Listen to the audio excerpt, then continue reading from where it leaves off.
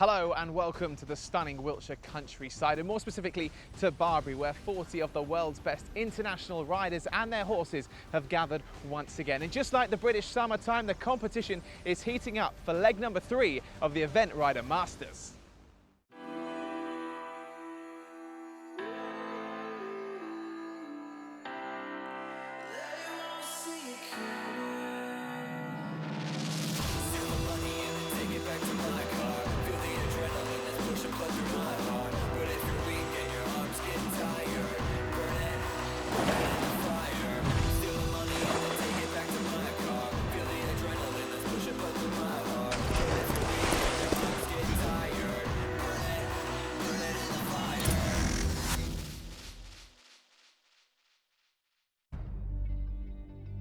Welcome to the Event Rider Masters 2017. Now in its second year, this is the ultimate eventing series, spanning 7 events in 7 iconic locations across Britain and Europe, culminating at Blenheim Palace, where the series champion will be crowned.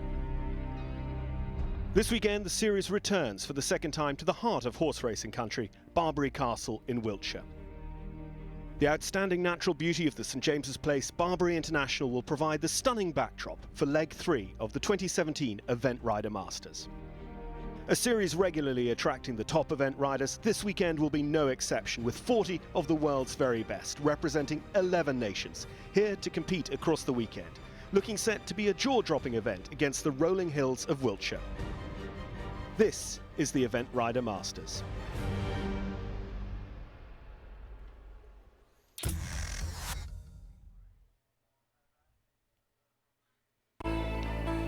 Welcome to Barbury. Leg 3 of the series is here in the heart of Wiltshire, in an area of outstanding natural beauty. The unique atmosphere adds to the sporting spectacle of the Event Rider Masters series, and with the final cross-country phase to come, the scene is very much set for a pulsating finish. We will be bringing you all of the action live as it happens, and we won't know the winners until the last horse crosses the finish line a little bit later on this afternoon. Well, the crowds have been piling in here at Barbury, and the atmosphere is building and building and building. The scene is very much set for a fantastic afternoon of cross-country action. Who will be the leg 3 winner of the Event Rider Masters series? Well, joining me in the studio, Echo Rating Stern Byrne will be providing us with his expert opinion on all of our accommodations. But down there on the ground, let's go and say a very good afternoon to Michael. Good afternoon, Nicole. Well, this is where the excitement is going to build, the start of the cross-country. And for the last day and a half, these rolling Wiltshire hills have been our backdrop. They now become the heart of the action as we get to our final phase of the day here on leg 3. I'm going to be down on the podium as we keep track of who is top of the pile and who will be crowned champion at the end of leg 3. Well, thanks, Michael. And just from an Echo Ratings perspective, you've been really on point so far this weekend. What have we got in store for us this afternoon?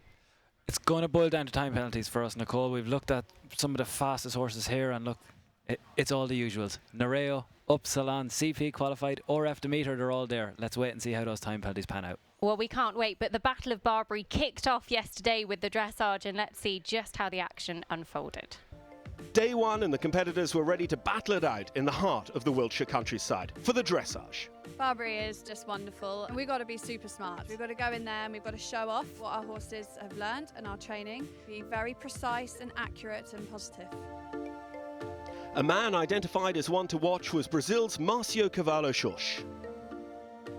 But a shock 3 errors for Marcio saw him eliminated from the competition in the very first test. I lost my concentration and I did the first mistake in the walk, wrong ladder. I had a very bad day today. The star of the afternoon was France's Thomas Carlyle, who wowed the crowd and received a 30.8 with this impressive stallion, Upsilon. The horse is exceptional. He's such a serious and cool dude. He's a real teammate, so we do the test together. It was a hat-trick of records as well for the French rider. A personal best, the top dressage score in the Masters series so far, and the best for Barbury as a venue. Carlyle set the bar incredibly high, but was soon followed by the King of Barbury himself, Andrew Nicholson. The New Zealander got an impressive 34.9 for second place overall, a personal best at this level for his badminton-winning horse, Nereo. The stage is certainly set for the show jumping and cross-country tests, and it looks set to be a nail-biting final day. Well, it certainly does. The ground jury said it wasn't going to be a dressage competition, and it's certainly not. But let's just for a second look back and reflect on that new ERM record dressage score from Upsilon, because the record was set here 12 months ago with Lissy McWare, but it was sensational. A really special test, and actually it's you have to go all the way back to 2008. Headley Britannia held it at 30.8. Upsilon, the 9-year-old stallion, the up-and-comer, he's matched Headley Britannia's dressage score of Barbury. And it must be said, a personal best for Andrew Nicholson and Nereo. The horse is 17 years of age and he's just getting better and better. I mean, on top of badminton, on top of winning here last year and delivering a personal best, he's jumped clear, we're ready for a big finale. Well, you mentioned he's jumped clear the show jumping this morning. It caused a few problems, perhaps not as many as was anticipated, the quality of the field shining through. So let's just go and take a look at how the show jumping took place this morning. The stage was thus set for the show jumping round, with 40 of the world's best riders walking the course and plotting their route around Barbury's undulating arena. Time is very much of the essence. If they exceed the time allowed, there'll be penalties incurred. A bit of pressure sort of gets me a bit more focused. He's a good jumper, I'm looking forward to it. Beanie Sturgis was the first clear round, but they came thick and fast as the skilled riders and their horses jumped the metre 30 fences. All eyes were on the final 5, all with sub-40 scores from the previous day. A great clear round from Sir Mark Todd with Leonidas II, but Pippa Funnell soon bumped him off the top spot with her speedy clear. Could Jessie Campbell then take the lead back for New Zealand? Things not going to plan at all for Jessie. 4 down so far. Not what we wanted, but these are horses and not machines, and sometimes that happens. Andrew Nicholson, the winner here the last 5 times out, is keen to hold on to his crown. He entered the arena and played it safe, accruing 1 time penalty, but being sure to keep all those fences up, securing him in at least second place. But could the man at the top of the dressage leaderboard, Francis Thomas Carlyle, retain his position? Could he be the first horse to win an Event Rider Masters leg from start to finish? With the final test still to come on Captain Mark Phillips's cross-country course, can Thomas do what it takes to take home the Barbury Event Rider Masters title? Well, let's take a look at that scoreboard after the 2 phases here, leg 3 of the Event Rider Masters. Thomas Carlyle and Upsilon, excellent clear round from them. And actually, they have 12 seconds in hand of Andrew Nicholson and Nereo. The winners here 12 months ago. Pippa Funnell, Chippy, she rises just the 1 place, and as does Sir Mark Todd and Leonidas to sit in 3rd and 4th respectively. But plenty of nations represented within that top 10, and indeed down the order as well. Some 22 seconds separating 2nd through to 10th, but 25 seconds across the country, that really isn't a lot. So some notable good rounds. Arco BB, Sam Ekroyd in there, as well as MGH Bingo Boy. Nikki Hill for Great Britain making her Event Rider Masters debut. Super round in the show jumping from her.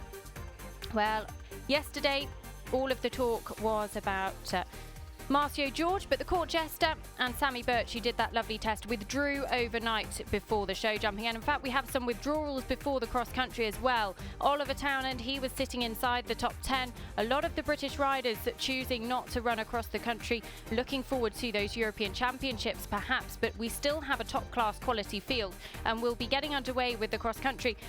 First horse due out in course in a little under 10 minutes time, and I'm delighted to be joined by Brazilian Olympic event rider Rui Fonseca. You're going to be giving us your expert opinion throughout the day. What can we look forward to? Well, Nicole, I think it's fun. First of all, great to be back here again. It's a great venue. Barbury is unique. You can see a good competition out there. I think it's been exciting since of the beginning yesterday, with all the good riders putting their personal best in the dressage, with Tom Carlyle, Andrew Nicholson, Austin O'Connor, and Marcio George. So it's been exciting since of the beginning. I think I watched the show jumping today. I think, yeah, it's lots of clear rounds, but now it comes to the real thing. It's like I walk the course, and it's when you go up to the speed and you want to be in the top 10, and that's when the mistakes can happen. So you could see now in the CIC 3-star class, was a few mistakes going on out there.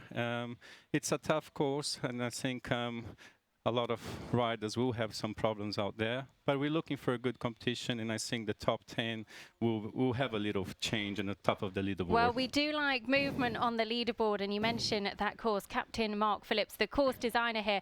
And let's take a closer look at what is in store for our competitors this afternoon. Mark Phillips's Event Rider Masters course at Barbury is 3,660 metres long, 35 jumping efforts to be covered inside 6 minutes and 25 seconds. The first big question, the SAP table, a long drag uphill to this maximum dimension fence. The Earthline quarry gives them 2 options in and out over a skinny triple brush arrowhead. The Stonehenge at 10 and 11 is a real landmark on the Barbury track, and here he asks an S-bending line of these 3-star competitors. The main water on course, the St James's Place water. They drop in and then power across to the triple brush arrowhead to take them away safely over the halfway point of the track. Fence 19, the SAP question. Again, they have to decide whether to go short on the left-hand side or 1 stride longer on the right to the corner. In and through the arena, then it's the owl hole and in front of the crowds over the Barbury Castle to complete. Well, as I say, it is Captain Mark Phillips, the course designer here. And earlier on this afternoon, Michael was able to catch up with him. Captain Mark Phillips, designer of our wonderful cross-country course this afternoon. What treats have we got in store? Well, I think it's a nice course for this time of year. Horses can have a good gallop, and there's the terrain which will help with their fitness. I think the course is relatively straightforward, but there's a few questions where riders have got to decide what they're going to do. They can either go direct, in which case they've got to be going forward, or put a bend in to make it a bit easier for them. Yeah, I think it's normal. I think it's straightforward, but they can't leave without their heads. Is there any particular areas we need to keep a particular eye on? No, if there's one problem fence, that's a course designer's nightmare. But the straightforward fences are the straightforward fences. Like I say, all the combinations, the riders just need to have a little bit of a plan. And I don't think there's anything really unfair, or I think it's just it'll give the horses a really nice outing, looking ahead for the rest of the season. Obviously, we've got a fantastic venue here like Barbury. That's been a real treat for yourself to get your hands on designing this. Well, actually, I came here at the very beginning and stood on the hill there because they'd had the timber race here previously. And we just stood on the hill and just looked across the valley and went, well, wouldn't it be fantastic just to put a cross-country course out there where you can see every fence from here in the main arena? And that's how it all started. And so in the design of the course, I've tried to keep it that way so that anybody here by the ring could actually see all the cross-country going on across the valley. So this is probably the best viewing venue in the world. Captain Mark Phillips, thank you very much. Barbury really is the most extraordinary venue. And the running order now, just talk us through a few of Echo Ratings ones to watch. Well, Continuity is one to watch. I mean, still relatively inexperienced at the level. You can see them there. They're on a 51.1 dressage, then added 2 falls into show jumping. But I'd be keeping an eye on them. They had a really fast round at Chatsworth. A young up-and-coming rider. Vittoria Panizan Checkers played a game. They had that great result at Tats. They're still in the middle order. We expected a better dressage. You can go down. I think Hannah Sue Burnett, RF Demeter. That's going to be one of the fastest horses early. Shane Rose, CP qualified. I'm expecting a speed round. They're 2 of the fastest horses from the top 5. Kilpatrick Knight, Austin O'Connor, he's wanting to get a European place for Ireland. I expect he's going to go for it today, and I think he could be very close to the podium. Leonidas, we know. I expect Chippy could struggle with the time a little bit, which would allow Leonidas into that podium position. Nereo and Upsilon. Neither of them are bulletproof, but I'm expecting it's going to be the 2 of them who stay at the top. Well, we'll be getting underway with the cross-country very, very shortly, but let's just take a few moments to really digest what we've got in store for us. And I think it would be remiss of us not to start with Upsilon, because he's been on the podium already this year, and it was the show jumping that caught him out at Chatsworth. And I know, I think you've only just recovered, but he didn't have any scares today. No, he was actually impressed. I mean, everyone around was watching, and everyone, the talk in the paddock was like, oh, how everyone wants that horse. And he did prove. I mean, like, compare when he went to Chatsworth. I mean, it was a beautiful round. And I think he's on a mission. He's been around on the course in the cross country before with another horse. I think he will try to get as close as possible to the time, and I think will be a good competition. But when you're under pressure and last one to go, Mr. Nicholson can go out there and put his normal performance that he normally do over here, as he's been 5 times winner over here. And I think he, you know, it's competition. Anything can happen when you're inside of the cross-country day, and it happens yesterday inside of the dressage ring. So, I mean... It certainly did. And Upsilon has 12 seconds in hand over Andrew Nicholson. He made the time for the first time at Chatsworth, and actually that was a little bit of an unknown quantity at this level, wasn't he? But he did it easily, and Chatsworth is not an easy place. You're right, Nicole. Chatsworth's a very, very difficult place to make the time. He went out and did it there. When he won his event rider master leg, the final leg at Blenheim last year, he was 2.4 penalties he incurred that day. That was actually his fastest round up until that point. He hadn't been under the time at this level. So the Chatsworth performance last time out was a huge statement. If you can make, firstly, he had to prove he can make the time. Secondly, he had to prove he could make the time at a venue like Chatsworth. I think, Hoy, you've made a really interesting point. How will he cope with the pressure? Because we've seen already this year Nereo sitting in 3rd place at Badminton and 2 very, very good horses ahead of him. Let's talk about Nereo, because his Barbury record, again, is extraordinary. It's an incredible record. He's been here 3 times, completed 3 times. He's obviously the champion from last year, but his average finishing score, Nicole, 41.1. So a lot of people would dream of a dressage score, a starting score of 41.1. Nereo's finished on it. Here we go. We're getting underway now. This is going to be Ludwig Svennerstall kicking us off, and Ballum Mist. Well, the first combination just preparing to go under starters orders down at the start box, and it will be Ludwig Svennerstall for Sweden.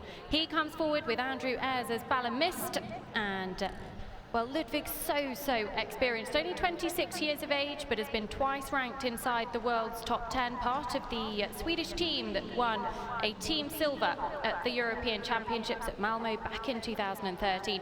And he's going to be a really, really good pathfinder for us to get a feel for this course. Definitely, Nicole. He's a very experienced rider. He's been around for many years, and I think Ludwig, he will approach this course now thinking, okay, he's a little bit off of the pace to be on the podium, but he's thinking about the European Championship, so he's looking for a good performance. He's probably going to give this horse a good nursing around, and as well, I mean, he wants to be confident, yeah, and he wants to get around and say, look, come back and show the selectors it's a good show-off show.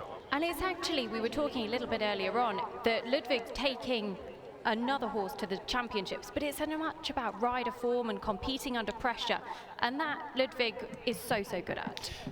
Yes, and it doesn't matter. I mean, like, he's still Ludwig over there, and he wants to show that he's capable, and he's got a nice young horse, and it's a very good course for you to go around and have a positive start and show us how to do it. So underway here with leg 3 of the Event Rider Masters at the St James's Place Barbury Castle International Horse Trials. It is phase 3. Eventing is the triathlon of equestrian sport, and getting us underway on the cross country, Ludwig Svennerstall for Sweden. Ballum Mist, and 55.5 his dressage, 8 to add from the show jumping, so comes forward in 24th place, 63.5, and the time he needs to get around the course in is 6 minutes and 25 seconds, 0.4 of a penalty incurred for every second over that optimum time. And Ludwig just looks to have set out in a fairly steady rhythm. We'll be guiding you through all of the live action. With me in the studio, Dern Byrne from Echo Ratings and Hoy Fonseca, the Brazilian Olympic international event rider. But coming up to fence 5, the Earthline Quarry, Hoy. This is the first real question for our competitors. Yeah, the riders, they have the option for a 5 moving strides down the hill or a 6 holding stride. I've seen a lot of horses this morning doing 5 strides. Let's see how he approached that. And that parallel is enormous, isn't it? It is a big parallel. He opted for the 6 strides, you see, got a little close to the arrowhead, but I think Ludwig, he shows his experience. He sits really tight and calm and really in the upright position and giving the horse all the chance to read the fence and understand it's a narrow fence, and he's moving on to the next question. So Ballum Mist, Ludwig Svennerstall at the Event Rider Masters Cricket Bat and Basket. Captain Mark Phillip really uses the undulations here at Barbury to his advantage, and then a sharp right-handed turn back. And this course is quite twisty, Hoy. That's going to really play in the time.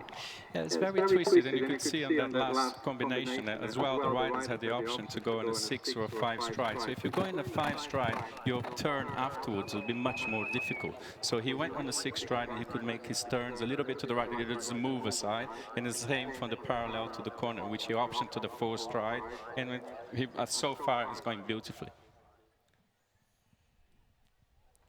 Well, hugely experienced, still only 26 years old, but he's a name that's become so familiar with us on the eventing circuit. You'd often expect him to be older. He has 60 CIC 3-star runs under his belt since 2010. 69% clear rate, 35 of those have been clear. On this guy, Mist, he's only a 10-year-old, and this is still going to be a bit of an educational round for him. They did jump clear in the CCI 3-star in April at Ballindennis, but they have got 20s on their record at Chatsworth, Barbury, Blenheim and Bramham.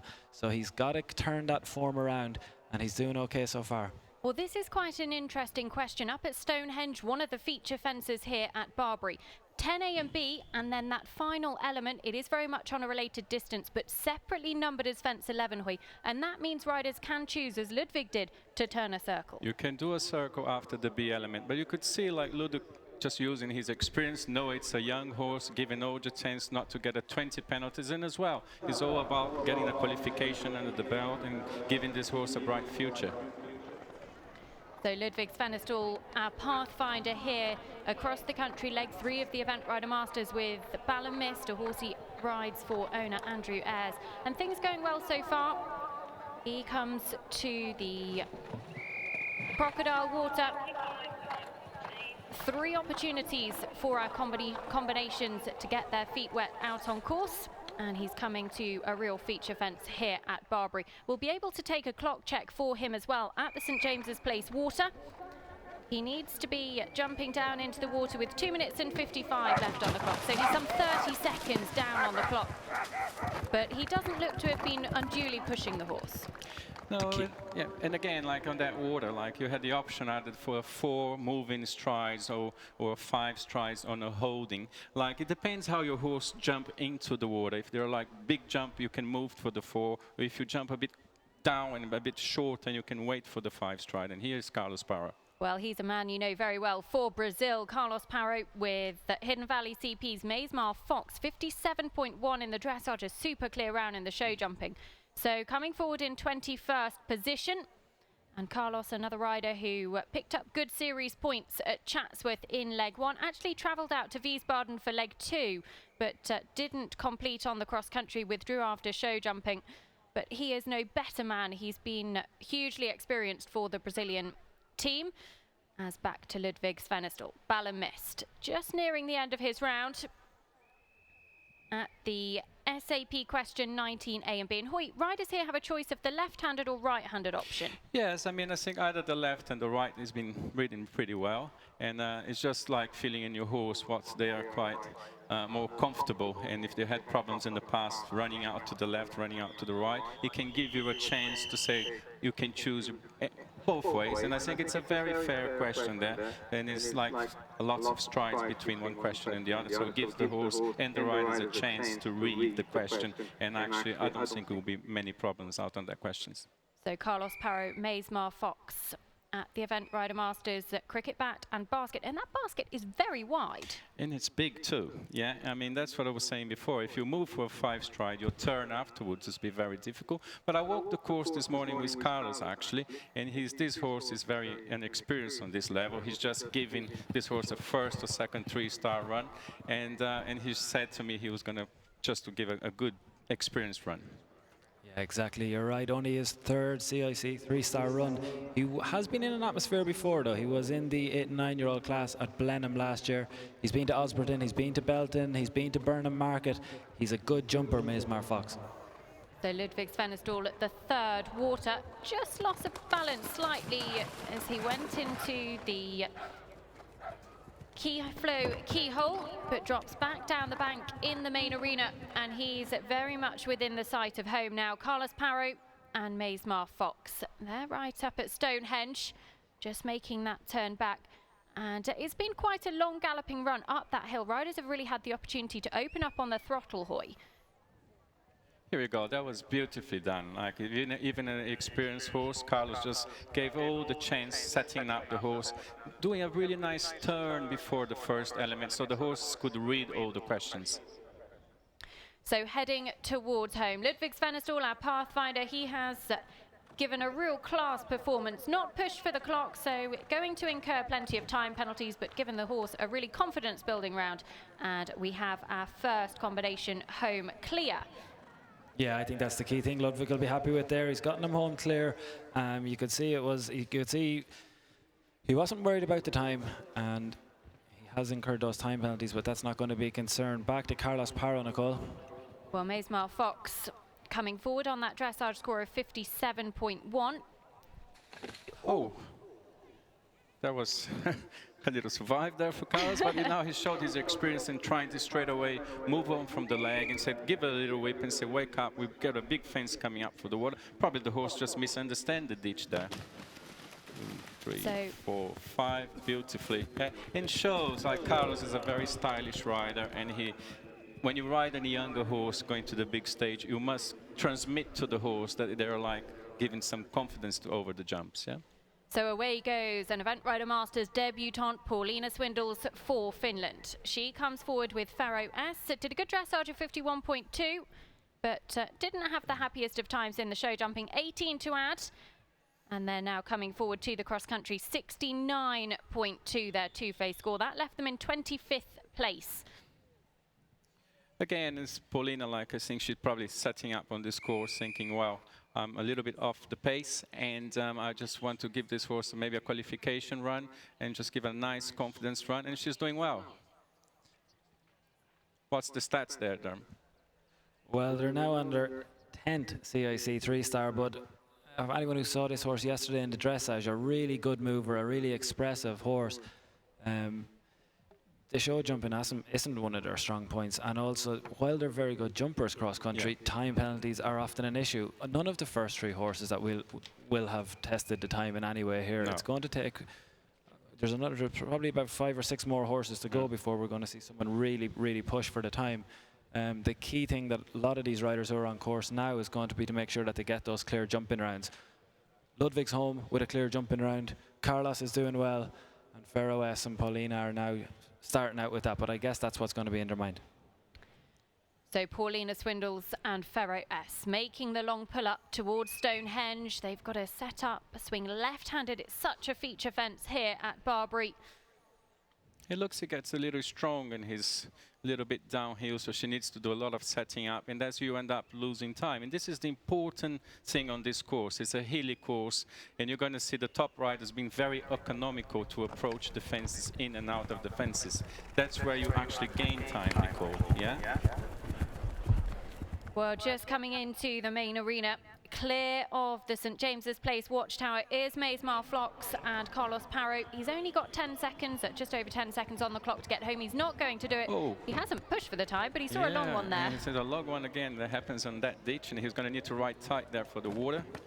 It's a spooky water. It's a very sharp turn, right turn, and the horse is looking at the tent. It comes very quick, all those 3 fences, and looks like he just needs to nurse that horse to the end of the course now. Well, a confirmed score just in for Ludwig Svenestall, Ballo missed our pathfinder, 19.2 time penalties. He finishes on 82.7, nearly a minute over the optimum time, round in 7 minutes and 13 seconds. But Paulina Swindles, Faro S, make the turn back to the Tumas ditch brush. It's Pauline based in Finland, yeah? Nope, she's based over here in Surrey, okay. I believe. Yeah. And actually has been based over here for a little while. Came over, I think, back in 2010, was based with Chris Bartle for a little while, and I think rather fell in love and stayed over here. Like many of us. So Carlos Parro clears the Barbury Castle to complete with Maismar Fox. 50 seconds over the optimum time, but 97.1 his total score. He will be very happy with that, Nicole. I think he went with that setup in mind when he left the starting box, just to give this horse a nice CI3 3-star under his belt. It's another qualifier, and it's definitely maybe a horse for the future, yeah? So Carlos Parro completes Ludwig Svenestål, our Pathfinder Ballon missed. He currently was on 82.7, and actually a score for Carlos of 77.1. Well, the crowds have been building here at Barbury throughout the day, and perfect conditions for the cross-country phase. Overcast, quite breezy as well, as we get our first opportunity to see Michael Jackson for Great Britain with Gary Power's PSH Promise Me. This one of actually 3 stallions in the field, owned by Gary Power, and a 9-year-old by the stallion Ulysses, who stands at the Power Sport Horses stud. Yeah, I watched this horse at Chatsworth on a CIC 3-star, and he had this little shake on the head sometimes that makes Michael's life a little bit difficult, and you could see that he was very quick to turn the horse left and jump the last element. Sometimes when the horses are shaking the head and just taking a little bit out of the concentration on the narrow-held fence, you must just take your time, and he did the right thing over there, just was perfectly done. Yeah, I think all about that setup, and you can see that reflected in the results. So while they went clear, they jumped clear at Bramham last month. They did pick up 22 time penalties. That was in the CIC 3-star. At Burnham Market, they jumped clear, but 14.4 time penalties. So you can see that those time penalties can, you know, when Michael's working to make sure he gets those clear rounds, there is a lot of setup, and that can cost you valuable time. It's definitely, how I see Durham, is like, it's very simple. I mean, if you every single effort you end up losing a fraction of a second, and you multiply that, maybe it's a 35 efforts out there today or 40 efforts out there today, that will end up with 12 or 20 seconds over the time. And you see the top riders, like the combinations, they're very experienced, they don't lose time into the fence and out of the fence. Yeah, it's a little bit like Formula 1 when you see like just half second between 1 and 10th. Yeah, but why they got that half second? You know, like you see these mover riders and these mover combinations making times easier because they don't waste time before the fence setting up and after the fence. Well, this is our latest starter for France. Pascal Boutet with Paul Devant comes forward on a 2-phase score of 75.4, coming forward to the cross-country. Couple down in the show jumping this morning to add to their dressage. And that left them in 24th place after the 2 phases coming forward to the cross-country. That's been ridden really well. Like 4 strides is a big oxer, left turn, 4 strides to a big wide corner. Not as big as we think it's going to be, but I mean, it's been jumping all day really well, actually. So just approaching the end of her round, Paulina Swindles and Ferro Esk, about to be our first rider representing Finland to complete in an Event Rider Masters. Just pops the Barbury Castle at the final fence. Plenty of time penalties to add, but she is home safely. It shows you, like, I mean, it's not causing much of the problems around the fences, but when you get to the top 15 and there's money on the board and you're going to start to get inside the time, that's when you give yourself the margin for errors, yeah? And when you use errors out there, you end up paying the penalty, 20 points, and you'll be back on the leaderboard. I think it will be a very exciting competition when the top 15 riders will try to make to the time, and it's not very easy to get the time here. It's only a few that we know that's been around inside the time this morning. So Paul Devant at the Subaru table at 12, and the ground really slopes away on landing there. Paul Devant looking to have taken quite a hold to the Trakehner there at the 13th. Yeah, you could see that horse yesterday on a dressage ring. He's already was not the easiest ride for her on a dressage, so it shows you that if the dressage is already not on a good connection, you probably will struggle in a course like that, which is very twisty and hilly and undulated, so it will make the rider's life very difficult. And again, it will go back to the smooth riding, and that's what you want in a course like that, is trying to save time in and out of the jumps, in the turns, and you can actually be able close to the time. So Mike Jackson and Gary Powers, PSH Promise Me. They are coming down the hill towards the main arena.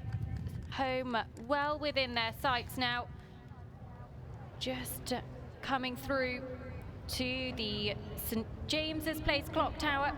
Take that very nicely indeed. Then they run up the bank, and it's quite a tight turn, Hoyt, at the top of the main arena, swinging right-handed through into the water and back down again. And gets a lot of horses by surprise. This is a super jumper here, the lovely round show jumping today, but that's the problem. You need to turn and attack, and that water is quite spooky, so the horses, they don't jump overly big. They drop quite quickly, and it's a big wide table coming out. You see a lovely stride down there. He's a very experienced rider as well, Michael Jackson, and giving this horse a lovely run.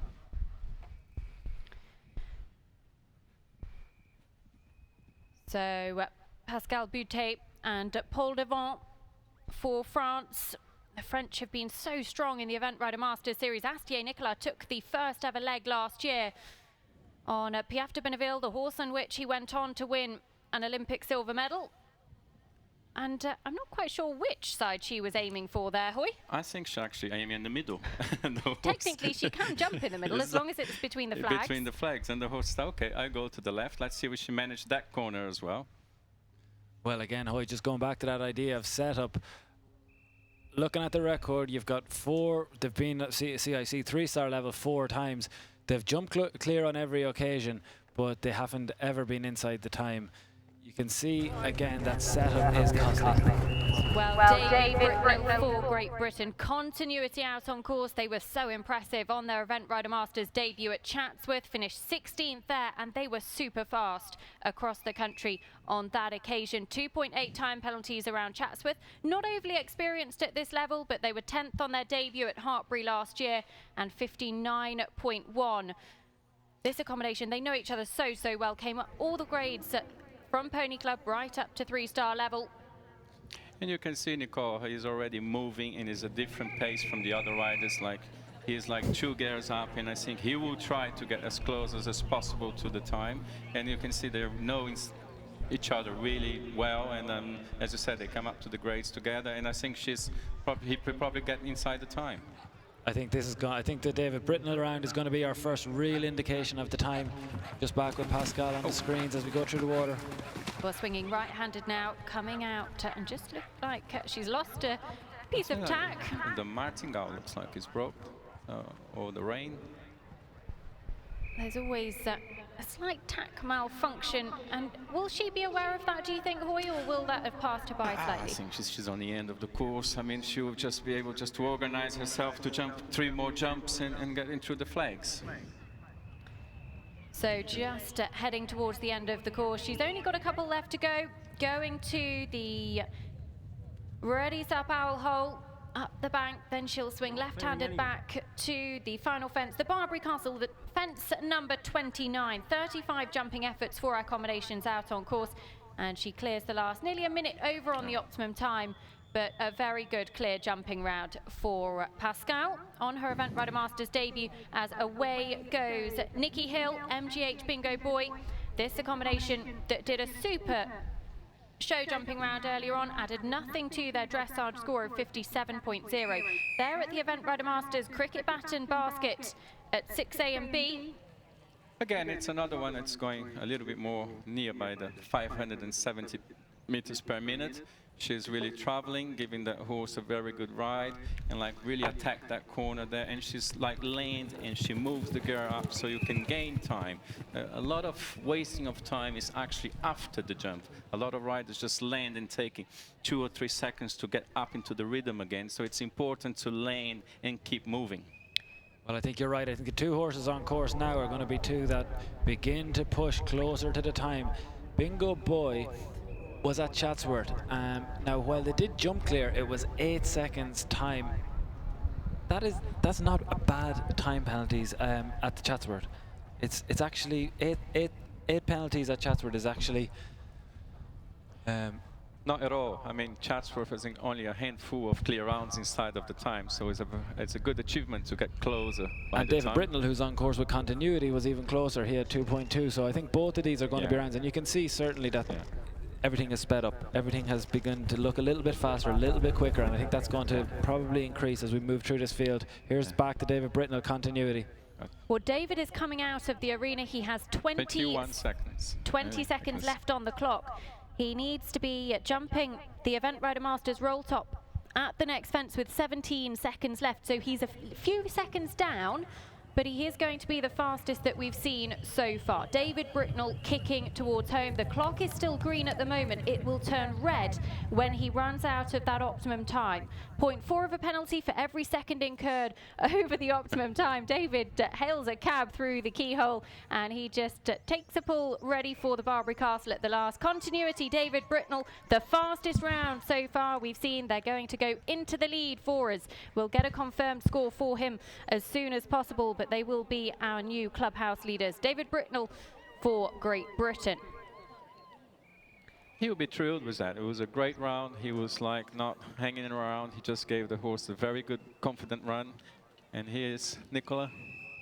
Well, Nicola Hill just 28 seconds down on the clock and loses the stirrup coming away from the St James's Place water.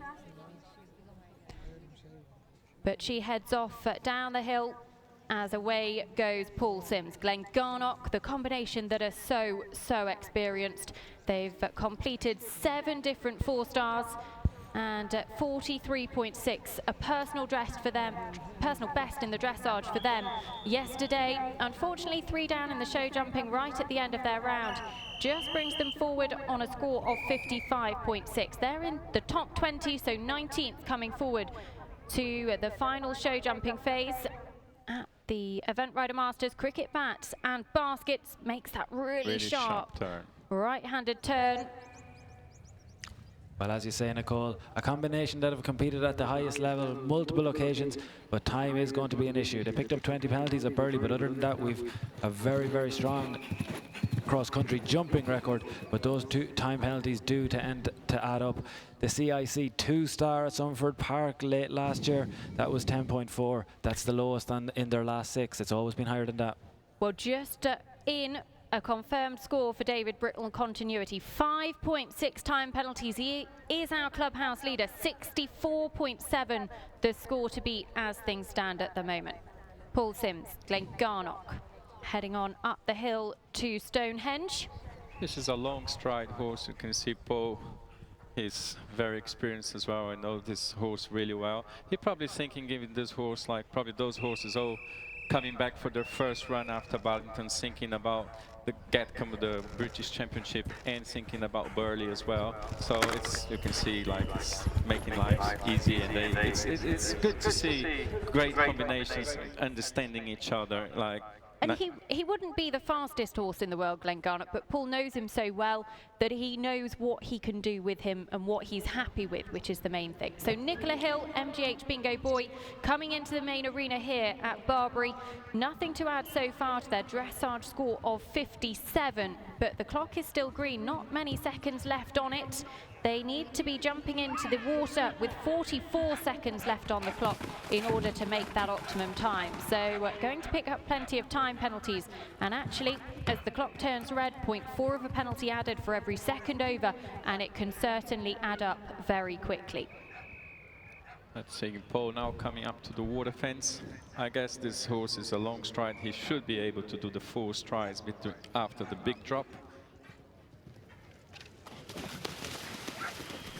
21 seconds down on the clock going into the water, but beautifully done there. Paul Sims rides at Glengarnock for Joe Chambers, who's been a long-time supporter of Paul, but just heading towards the final fence. It is Nicola Hill making her Event Rider Masters debut, and what a debut it has been. A great double jumping clear round for her, and she is understandably absolutely delighted with that. So Nicola Hill, MGH Bingo Boy, they complete.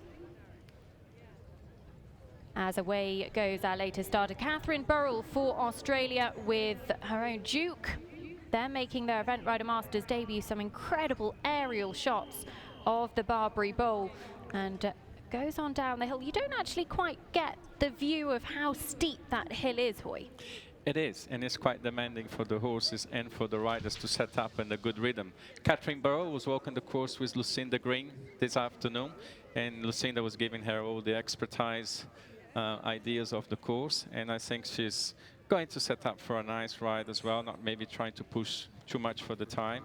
And Catherine as well is another very experienced rider from Australia, and has been based here in England for many years. And yeah, and she lives locally just up the road. I think it's good to be cantering around your garden. Yeah, Duke's only a 9-year-old, but as you say, only one CIC 3-star.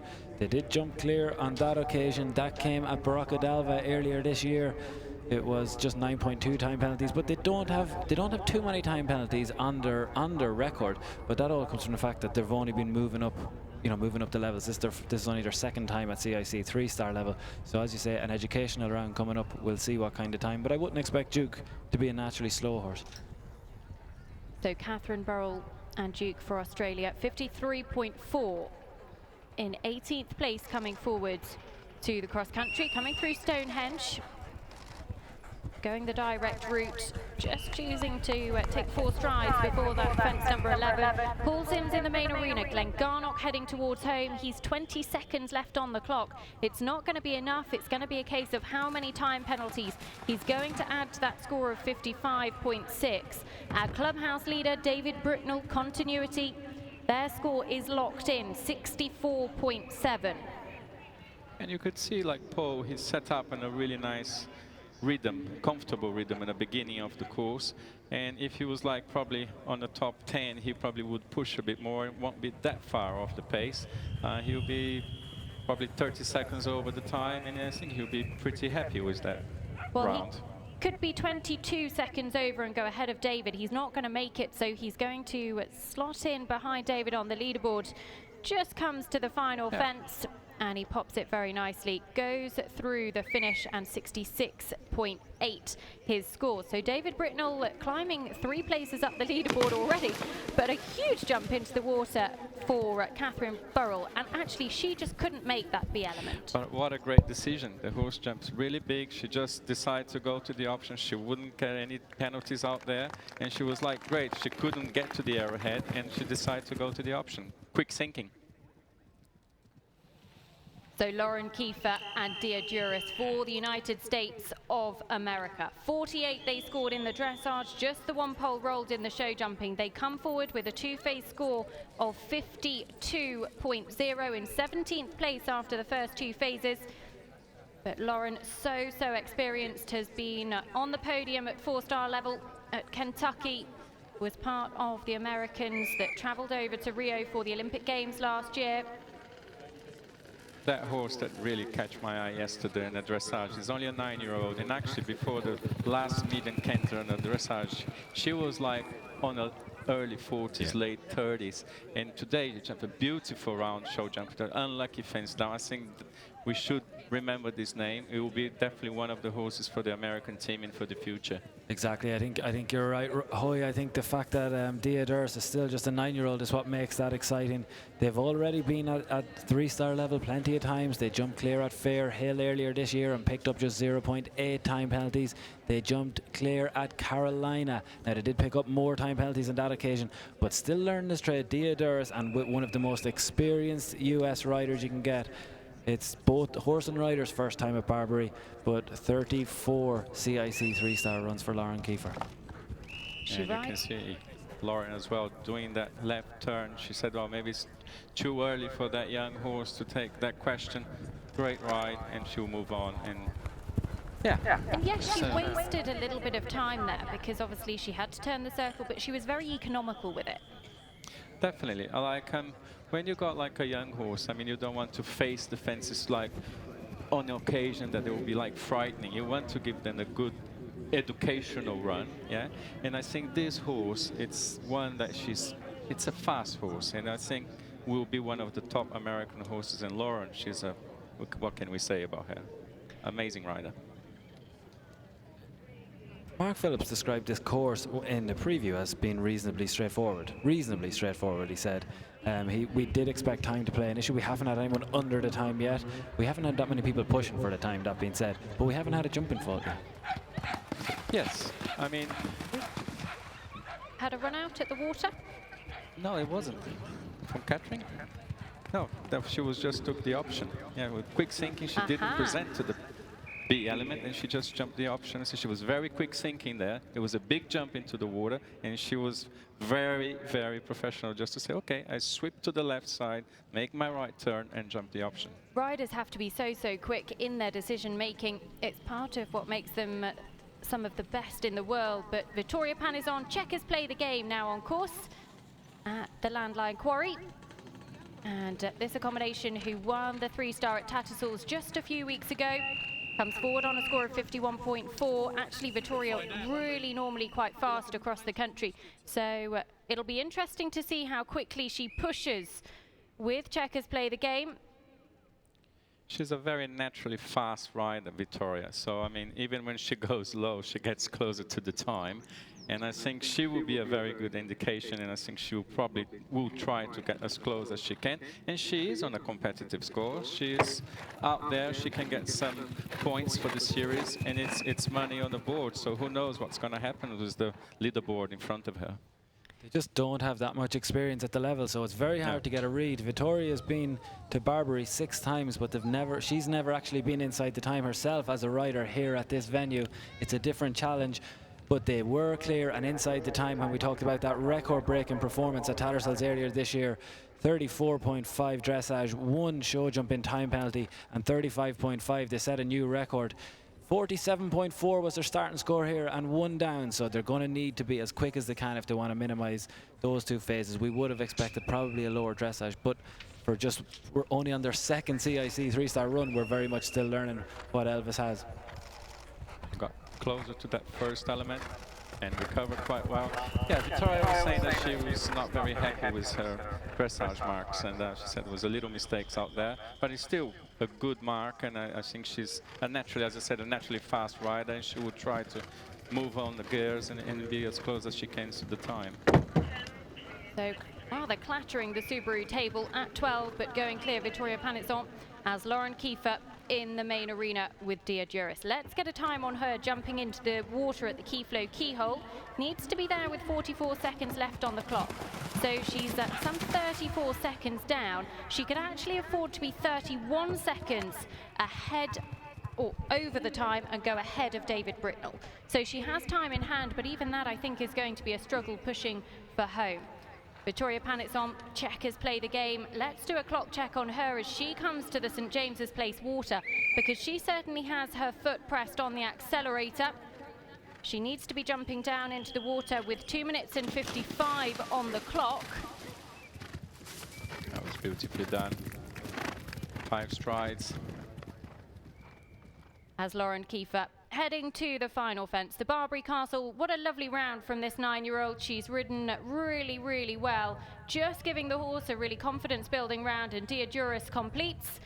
Won't be good enough to challenge David Britnell continuity, but still, we'll get an update on that leaderboard as soon as Lauren's score is confirmed. Our latest starter, the second of the 2 Italians in the field, and this is the first opportunity for us to see the alternative option at fence 5, Hoy.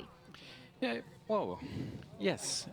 I mean, that's what exactly what I was going to say. That little undulation before the arrowhead, it probably takes you the concentration out of the riders and the horses very quick. And Victoria Stella probably just tried to say, oh, this is the best option for my horse. And in the end, I think she paid the price and just got the horse by surprise. It was very unfortunate. No, he was at the back. He's decided not to do that now, but all this morning he was at the back. So she'll put that problem behind her as her compatriot, Vittoria Panizon, Checkers Play the Game. Heads on up the hill. She's put all the combinations behind her now, and she can really start to try and chase the clock. She has 33 seconds in hand to go ahead of David Britnell and continuity. David's score is locked in.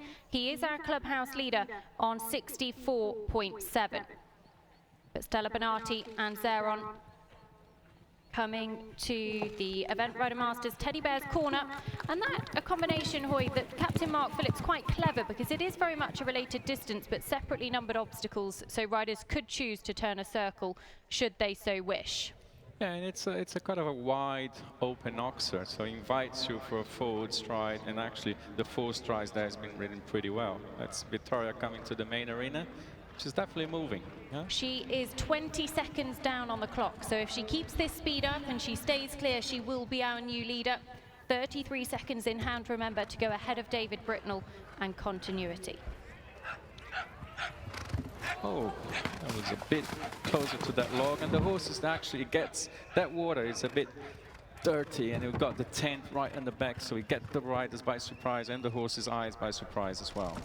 Stella Bonatti and Zeron carrying those 20 penalties from the Earthline Quarry. She heads on down the hill away to the Subaru table as Vittoria Panizon coming towards home. Let's take a look at her clock. She can be 31 seconds, remember, to go ahead of David Britnell. If she can clear the last two, then she will be our new clubhouse leader.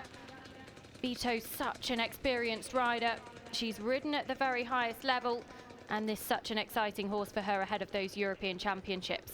She kicks on through the finish. She's going to have 9.6 time penalties. That gives her a total score of 61.0, and she takes over at the top of the leaderboard. That's Stella Bonatti going to the big ditch. It's a big boofing shot there. It's a real rider frightener, isn't it? It is. I mean, we see some very interesting riding on that fence for many years, and I think yeah, it's an easy fence, but sometimes it just can catch the rider's eyes a bit, and the horse is not landed. Well, a huge Very jump good riding. down into the water for Zeron.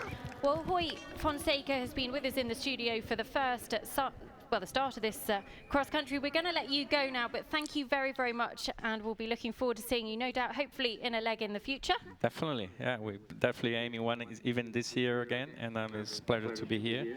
And great job, and it's been a great series and very exciting for the sport. Well, we can't wait to see you a little bit later on in the season, but thank you very much, Hoy, for joining us as Arco BB. Sam Ekroyd absolutely flying. Sam is certainly kicking on at the Event Rider Masters Teddy Bear's Corner.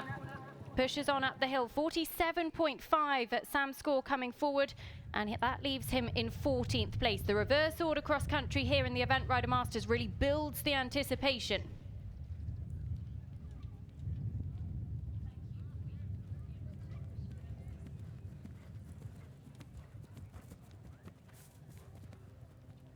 Well, Stella Bonatti and Zeron carrying those 20 penalties from the Earthline Quarry at the start of their round.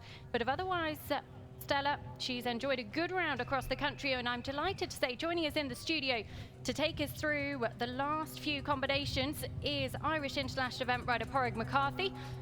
And Porrig, just early indications on the course so far from you. It looks like they've made some changes to the middle of the course, and that smoothed things out a little bit towards the cricket basket, and I think it's made it a little bit quicker there, but certainly doesn't look like the time is any easier to get.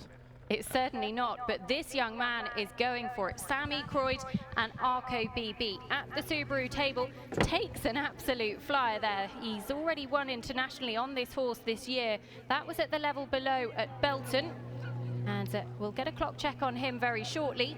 And that was actually the last time he made the time, Nicole. CIC 2-star, 44.7 dressage, and finished on it at Belton. That was good enough for the CIC 2-star win. But as he's moved up the levels, we have seen those time penalties increasing as well.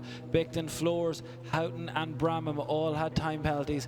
So he's going to be trying to keep that at a minimum today by the way he's taken off. Well, let's take a look. We've got a clock check coming up in just a moment's time. He's already down on the clock. He needed to be jumping in the water at 2 minutes and 55. But he's gone. He tried very hard to stay on, didn't he? That was very unfortunate. But unfortunately, he couldn't quite manage it. He very nearly stood back up. But Sam Ekroyd, he will be unfortunately eliminated for that fallout on course, as Stella Bonatti and Zeron coming to the end of their round, carrying those 20 penalties, so they're not going to challenge the lead of Vittoria Panizon. Checkers play the game on a score of 61.0. But she swings back towards the keyhole. And the owl hole just at the penultimate just causes riders to take a pull, sit up, and she'll swing left-handed back now towards the Barbury Castle. And actually, Porrig, this final fence, the Barbury Castle, there's some really nice brush on top of that fence that's just really forgiving for our horse and riders, isn't it? Yeah, I think the course builder has encouraged them to really ride forward once they come around the corner, and it looks like it's giving everybody a very comfortable spin. Well, that was a great picture of Sam Ekroyd, Arco BB on their feet after that fall. As away goes our latest combination to head out on course. And it is Hannah Sue Burnett for the United States of America. RF Demeter making her Event Rider Masters debut in 12th place, coming forward to this final phase on a score of 46.2, and this one of the most experienced horses in the field, Deb. Yeah, absolutely. Hugely experienced horse. 15-year-old mare, 22 CIC, 3 stars under their belt already. The first time for horse and rider here at Barbury. Also shows up, Nicole, as one of the top 5 speed horses that we have on the speed ratings. The big question for us here is whether Hannah Sue's going to push for it. Yes, she's in a great position, but we know that she's also got the potential to be at Aachen next week as well. So it's a question of how much she's going to push for the time, but certainly when she does decide to push the button at Lemoulin, at Carolina, Red Hills, Fair Hill, Great Meadow and Lexington, she's shown a speed on numerous occasions in the past. So definitely one to keep an eye on. It doesn't look like she's really pushing for the time too hard today. She put in an extra stride just to make sure that it went well at the Stonehenge. But the horse is very blood and he's galloping well. Formerly with Marlon Little. Yeah, and I'd imagine if she's going to Aachen, she's probably going to spare his legs a little bit. And as well, a reasonably new combination. You know, you're going to see Gemma and Pomero later on. There's still relationship building in that sense. RF Demeter and Hannah Sue doing the same. This is only their fourth international together. They have been to Lemoulin, and that was in the CIC 3-star as well. 46 dressage, but did pick up some time. Yeah, well, it does take time to get to know these horses, especially at a course like this. It's very busy, it's up and down the hills, so you're really going to find out where you have control on the horse and where you need to improve things. But he's been very genuine so far. Well, this is one of the quickest rounds we've seen so far. The clock check there shows 14 seconds down, and she can actually afford to be some 36 seconds over to go ahead of the lady who is just about to take her spot on the top of the podium. Vittoria Panizon for Italy. What a round she had with Checkers Play the Game. She is the clubhouse leader, 61.0, the score to beat. As Tim Price, Sekatinka now on course in 13th position after the first 2 phases. Tim's such a good rider across the country. He was 3rd at Badminton this year. That was with Xavier Fair. And Sekatinka, a new ride for him, only recently stepped up to the level. Went very well at Bramham to finish 3rd with Tim on her debut. And I think Tim is pretty keen to try and keep the ride from wife Janelle, who's off games this summer, expecting their first baby. I think he'll be lucky if he keeps the ride, won't he, Porrig? It might be a discussion, but Tim is a master cross country. He's so smooth, he never looks like he's in a hurry, and he's very, very competitive. But he's a real one for younger riders to watch. His style, how he makes the horses so confident, and he seems to just run and jump out of his stride all the time. He's a real joy to watch. So Hannah Sue Burnett kicking on towards home. 46.2 is her score. She has 36 seconds in hand over Vittoria Panizon, who is our clubhouse leader. Tim Price, he is pushing on up the Barbury Hills, going to Stonehenge with Sekatinka, 47.3. Well, Sekatinka formerly with Ros Cantor. Janelle had the ride at Liniers. Clear inside the time that day. They did pick up 6 time penalties when they were at the CIC 3-star at Bramham with Tim Price, but Tim, of course, as a rider, very fast. And I have to say, Porrig, that was one of the most economical lines through Stonehenge we've seen. It was incredibly tight to the first element, and then he added a stride, but he looked like he really tried to shave off the time by coming tight into the first element. So into the main arena, Hannah Sue Burnett. She's had 2 top 10 finishes at 4-star already this year. 8th at Lemoulin with Harbour Pilot. 5th in Kentucky with Under Suspension. She is such a force for the United States in the next few years, coming up to the World Games and then on to Tokyo in 2020. She is pushing towards home. And Tim Price, we're going to get a clock check on Tim in just a second with Sekatinka. Rides this horse for Joanne Pullen as he heads back towards the water. And actually, he needs to be jumping into the water in 2 minutes and 55. He's going to be a couple of seconds down, but he is going to be the fastest we've seen so far. He's very, very quick. He's not wasting a second here. Very, very good through the water and quickly away.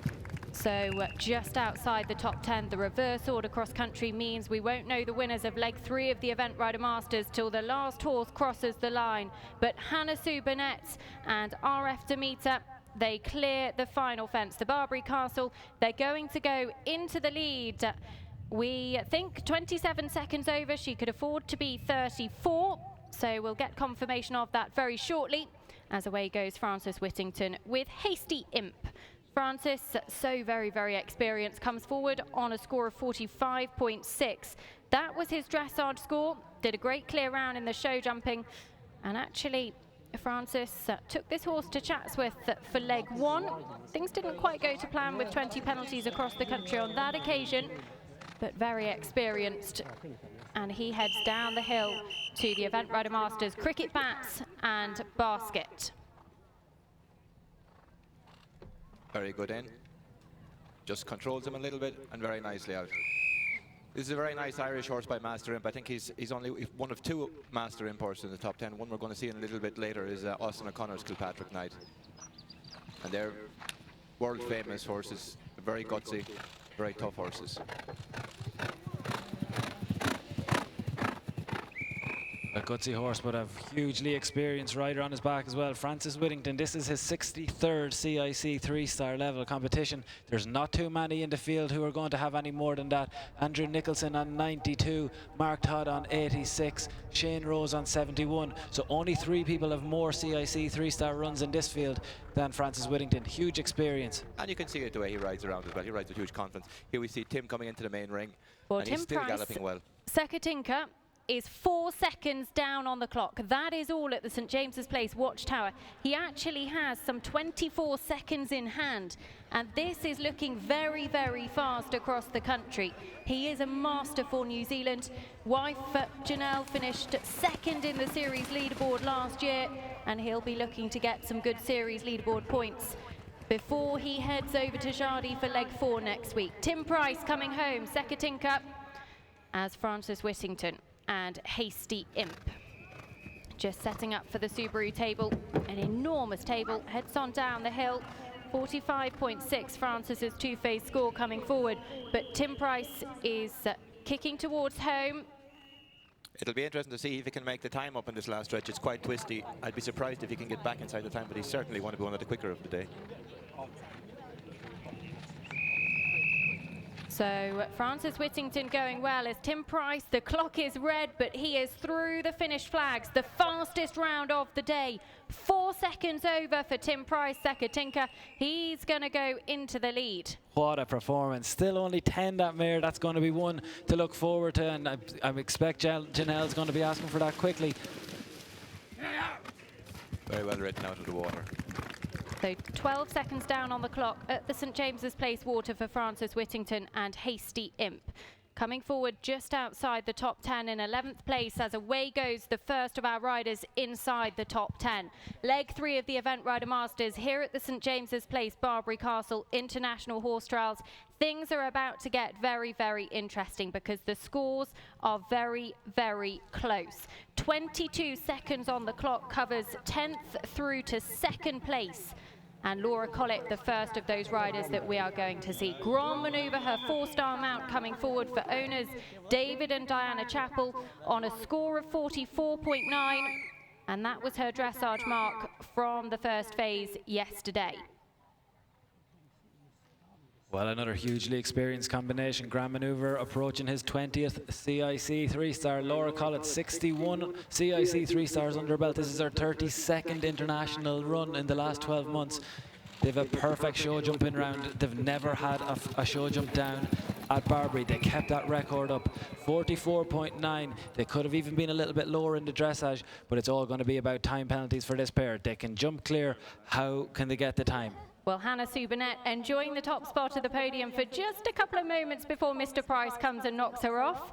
But we'll see Tim very shortly as Laura Collett Grand Maneuver, 10th place coming into this final phase. Laura pushing on up the hill, and 4 minutes on the clock as she comes to Stonehenge. That optimum time, remember, 6 minutes and 25 seconds. We're yet to see anybody go inside. The fastest has been Tim Price and Sekatinka as Laura just takes quite a wide line to Stonehenge, Porrick. Yeah, you can see the way he travels up the hill. He's a very rangy horse. He's a big galloper. But on the downside, it just takes a moment or two to organise, and I think she's aware of that, especially on this course.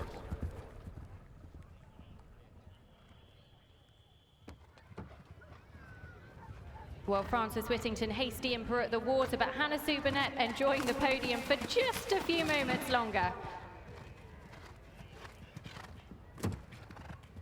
Francis is very smooth through the main ring. He makes his way to the end.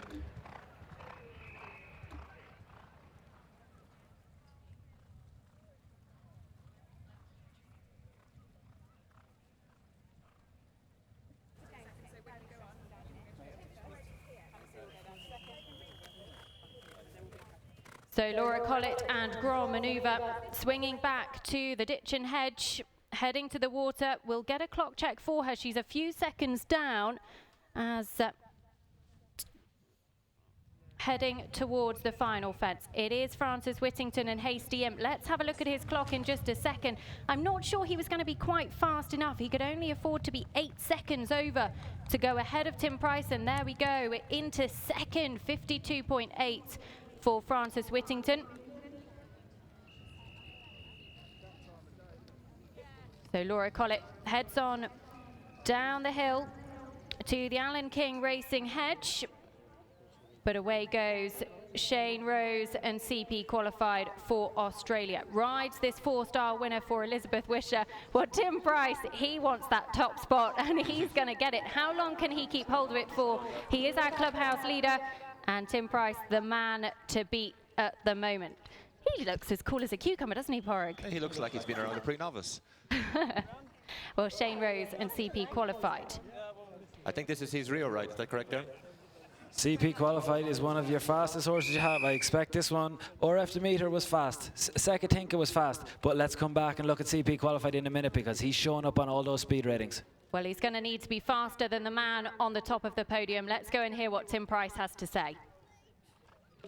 Congratulations, you're top of the podium as it stands on our rolling podium here. How was it out there? Pretty intense. I mean, there's just a jump around every corner, and she was much more suited to this than the horse I had earlier in the day. But that said, man, that time is tight, because I thought I did everything. I left everything out there, and a few seconds over. But I'm really happy with her. Inexperienced at this level, and she just gave it her all. Tim, thank you very much. Cheers. Well, Laura Collett, near the end of her round, she can afford to be 9 seconds over the time to go ahead of Tim Price. That isn't a lot of time in hand, and Laura really pushing at the top of the hill. She's going to head down into the main arena. We'll get a clock check for her as she comes to the St James's Place watchtower.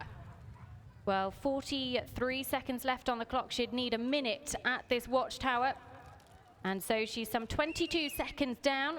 Doesn't look at the moment like it will be fast enough to challenge Tim Price. And as you've said, Porrig McCarthy in the studio with us, it is quite difficult to make up time on the final section of the course. I think if you're not up on your clock coming into the main ring, you're not going to get back on the time. The best you can do, and we saw that with Tim as he stayed exactly, he was 4 seconds over coming into the main ring, and that's what he finished on. And that mare is very quick with her feet, whereas Grand Maneuver takes a little bit more balancing. It'll be interesting to see how Laura goes. So Laura Collett and David and Diana Chappell's Grand Maneuver heading towards home, 44.9, but the clock is about to turn red, and the penalty score will clock up very quickly. 0.4 of a penalty for every second over that optimum time. Our clubhouse leader, 48.9. That is Tim Price and Sekatinka. Laura isn't going to go ahead of Tim Price. He's going to hold on to that top spot for a few moments longer as Laura comes to the last. But Francis Whittington, well, he goes into second. Tim Price thoroughly enjoying still being ahead of him. And Laura Collett completes. But Shane Rose at the St James's Place water with CP qualified. Yeah, he had a little bit of a wobble through the water there, but he's away and he's back down the hill. A hugely experienced horse, as is Shane. It'll be interesting to see if he can make the time here. He's a little bit of a stronger horse. I think the horses we've seen going well and inside the time have a lot of thoroughbred. This one is a very big jumper. It's often hard to judge them when they have a big stride, but he's going well. Well, away goes Sydney Deflaine for France with Trésor Mail, 43.3. They're in 8th position overnight, one of the 3 stallions in the fields. Just at the early part of the course, this stallion, only 10 years of age, by Jaguar Mail. He makes the swing back to the Event Rider Masters Teddy Bear's corner.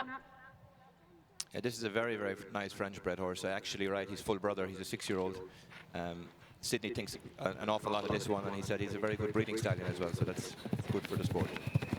Well, Shane Rose and CP qualified. 18 seconds down on the clock at the SAP question. he can actually afford to be 11 seconds over to go ahead of Tim Price. So he has some work to do with CP Qualified, a horse that's won pretty much everything there is to win in Australia. But he heads on up the hill and he'll be looking at his clock and thinking, I've got to make up a few seconds here. Tim Price will be hoping he takes just a few seconds longer. Yeah, I'd be surprised if he can make up the time. He'll be sure kicking down into the main ring, but the horse doesn't look like he's taking him along. But it'll be interesting to see. We see Sydney coming to Stonehenge, taking his time. 1, 2, 3, very well. And very another good. to take a really economical line through those 3 elements. Sydney not wasting a second. No, the horse looks like he's a very good stride. He gallops very well. It's got a lot of blood, and Sydney thinks an awful lot of him, I think.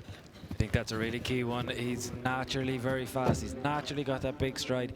He was clear inside the time in the CCI 2-star at Harastapan last year. He had time penalties at Blenheim, he had time penalties at Buccleuch, but his only other international performance, Tresor Mail, in 2017 was clear and inside the time at Tattersalls. Well, Shane Rose, CP Qualified, way down on the clock as they jump through the key flow keyhole into the final water, and the clock is about to turn red, so those time penalties are going to clock up. He can't challenge Tim Price's lead, I don't think, because he'd need to be home in about 5 seconds, and that isn't going to happen. But Sydney Dufresne, 5 seconds down at the St James's Place water. Porrig.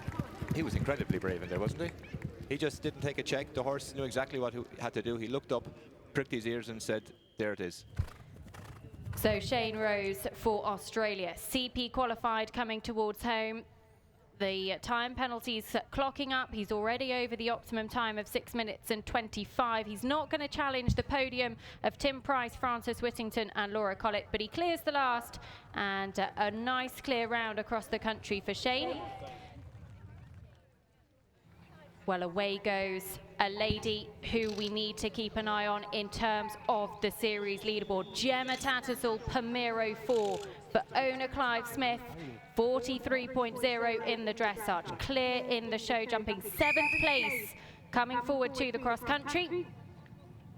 As Sydney Dufresne at the SAP question. Now he is up on the clock, Porrig. Will he be the first to make that optimum time and go ahead of Tim Price? He looks like he's on the bridle. He's galloping very well. I'd be surprised if he doesn't get the time if he's up in his clock at this stage. And exactly. He's lots of energy coming up the hill. He's exactly, really key point. He looks full of running, and if he can stay steady on that time from, as you said, the main arena home, that's a doable. It's a doable time. Gemma Tattersall, Pomero 4. Pomero, for all his experience, has never been to Barbury before. Gemma is on run number 60 at CIC 3-star level. Huge experience again, but first time at Barbury for Pomero 4. Well, Sydney Dufresne and Tresor Mail coming down to the main arena, and he is motoring. He is absolutely flying. He can afford to be 13 seconds, but he is up on the clock as he comes to the watchtower. And my goodness, he is going for it. The foot is on the accelerator. He is in the time to get home. Will he be our first clear round? We're in the top 10 here, leg 3 of the Event Rider Masters. And Sydney Dufresne, well, he wants more French domination at the top of the leaderboard. He's going to do it. He's just galloping home here. He's not taking one single pull. And the horse is answering all these questions so far. Key moment, because if we can keep this guy under the time, I expect some of the ones ahead of him are still going to pick up time penalties. He's going to move closer and closer to the final podium, full of running as he comes to number 23. Well, Sydney Dufresne, Tresor Mail for France. New Zealand are currently top of the leaderboard. That is Tim Price, Sekatinka, but this man, well, he has his eyes set on knocking Tim off the top spot. He's 11 seconds to get to the last. He's surely going to do it. Just going to take a pull, clears the last, and we have our first combination home inside the optimum time. He knows he's done it, and he will go into the lead here at Barbury.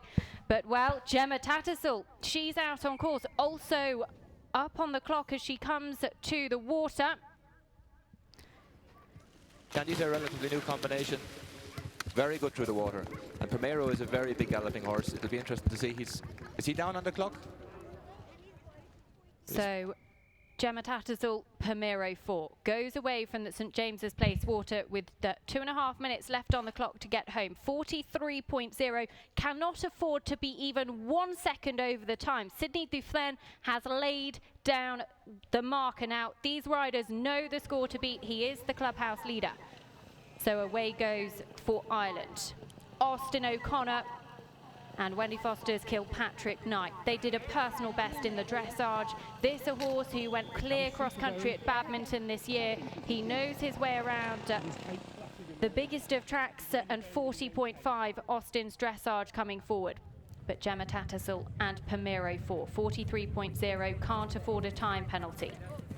Gemma at the SAP question, 1 second over, and that, Porrig, I'm sure she could make up.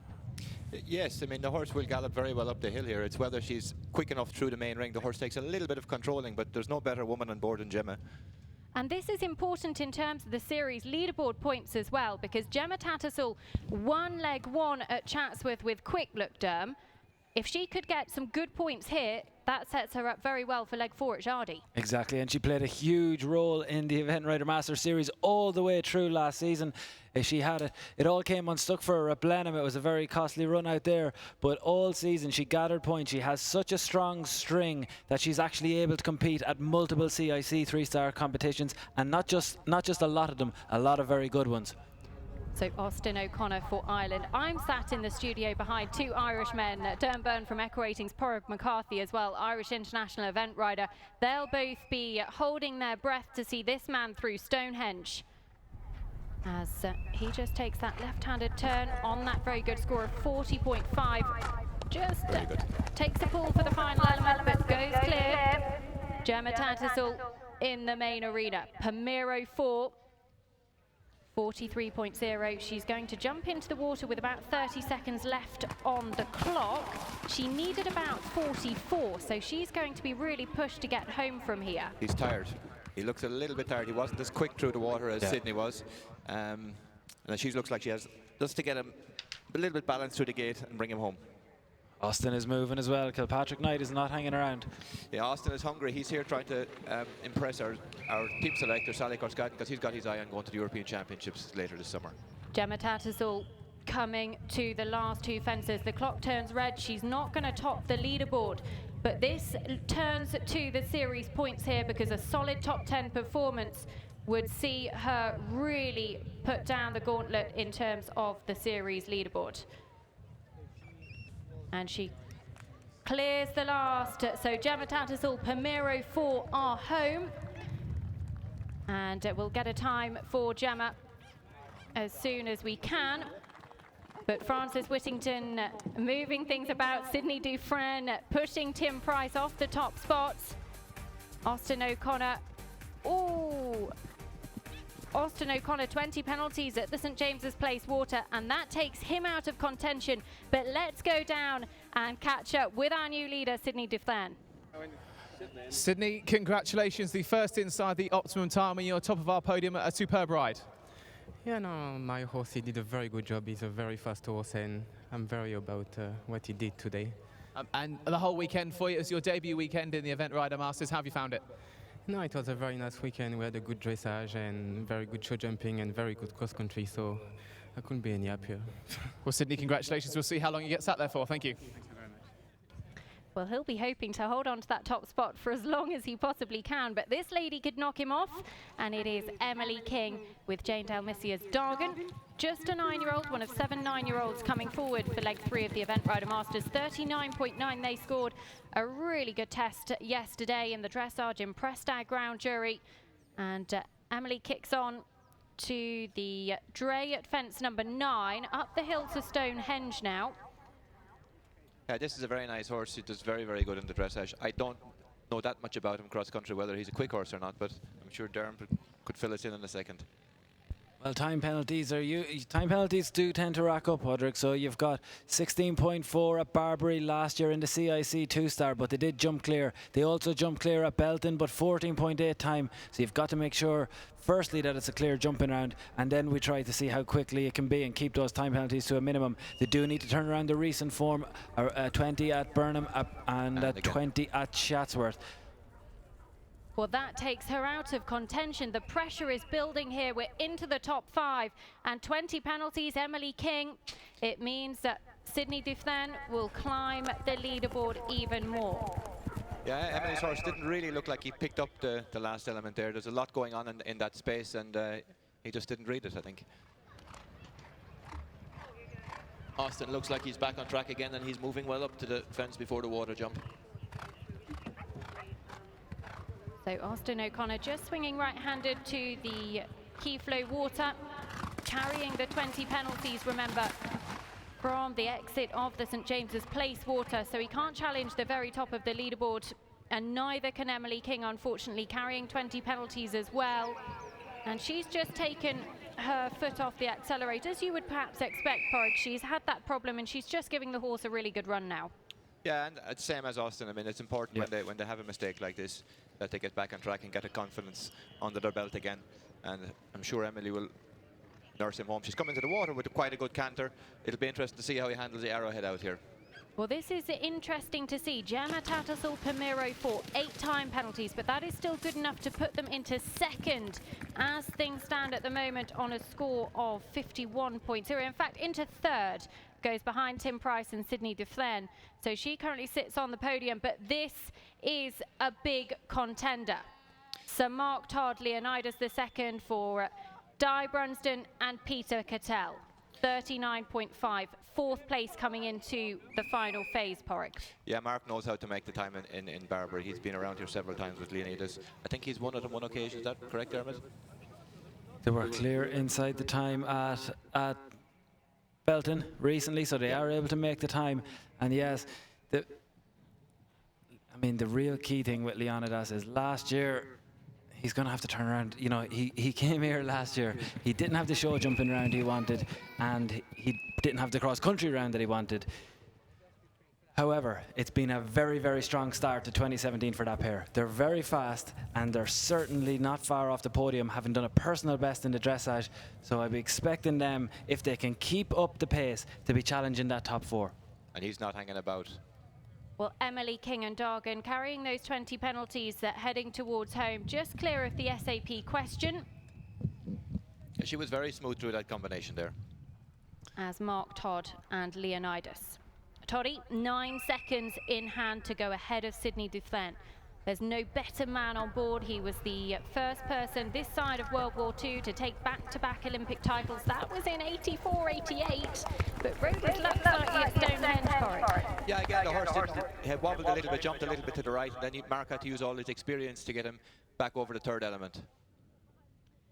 Emily King and Dargan just heading down the hill into the main arena and carrying those 20 penalties from that problem earlier on at Stonehenge. But Sir Mark Todd, Leonidas in 4th place coming forward to this final phase. Just off the podium, Mark yet to make an impact in the Event Rider Masters Series. He is surely one of the best riders in the world, and for some reason his Event Rider Masters luck just hasn't been there yet. He'll be looking to put that behind him, and certainly we'll get a clock check for him up at the St James's Place water. I think he's going to be a couple of seconds down, but he's not going to be far off. He would need to be jumping in at 2:55, 1 second down on the clock, Porrick. He looks fast enough. The horse still looks like he's got a lot of running. Yeah. If he can stay this energetic and this fresh, I think he could get very, very close to making the time. And in terms of experience at this level, Derm, Leonidas, one of the most experienced in the field. Absolutely, already 15 CIC 3-stars, but Mark Todd 86 CIC 3-stars this decade. So you've got a hugely experienced pair. You've got a very fast pair. They've delivered in the first phase. They've show jump clear as we would expect them to do. And now we're moving into that final test. They've got to jump clear. They've got to be quick. But back to Emily King. Well, she comes to the final fence. Such a shame for her having those 20 penalties, but we will no doubt see her featuring at the top end of an Event Rider Masters leg before too long. She goes home to complete safely, and we're into the top 4 here. Leg 3 of the Event Rider Masters. The reverse order cross country means we won't know the winners until the last horse crosses the line. Mark Todd, Leonidas II, clear through the SAP corner. 1 minute 45 left on the clock. They needed 1 minute 44, so he is on target. He can be 9 seconds over the time to go ahead of Sydney Dufresne, our current clubhouse leader, on 43.3. I think bar a big mistake, we're going to have a new leader in a minute. He's still pushing, the horse looks still fresh. So 3 more combinations to come forward after Sir Mark Todd, as Leonidas comes down the hill to the main arena. Well, everybody on course is trying to chase down a 10-year-old stallion with a Frenchman. We've got a 9-year-old stallion with a Frenchman who's sitting currently at the leader. We're going to see him soon, but firstly, let's move to one of our favourites here, Pippa Funnel and Chippy. Well, Pippa Funnel and Chippy out on course, but Mark Todd Leonidas coming into the main arena. 55 seconds left on the clock. Needed a minute at the St James's Place watchtower, so just a few seconds down.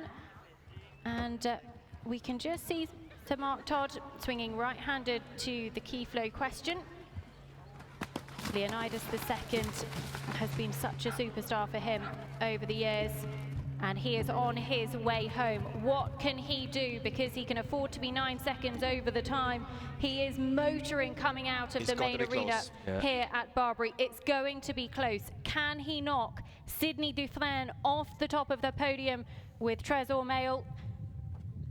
It is one of the most experienced combinations in the field against one of the up-and-coming contenders, and he's not going to make the optimum time, but can he go ahead of Sydney?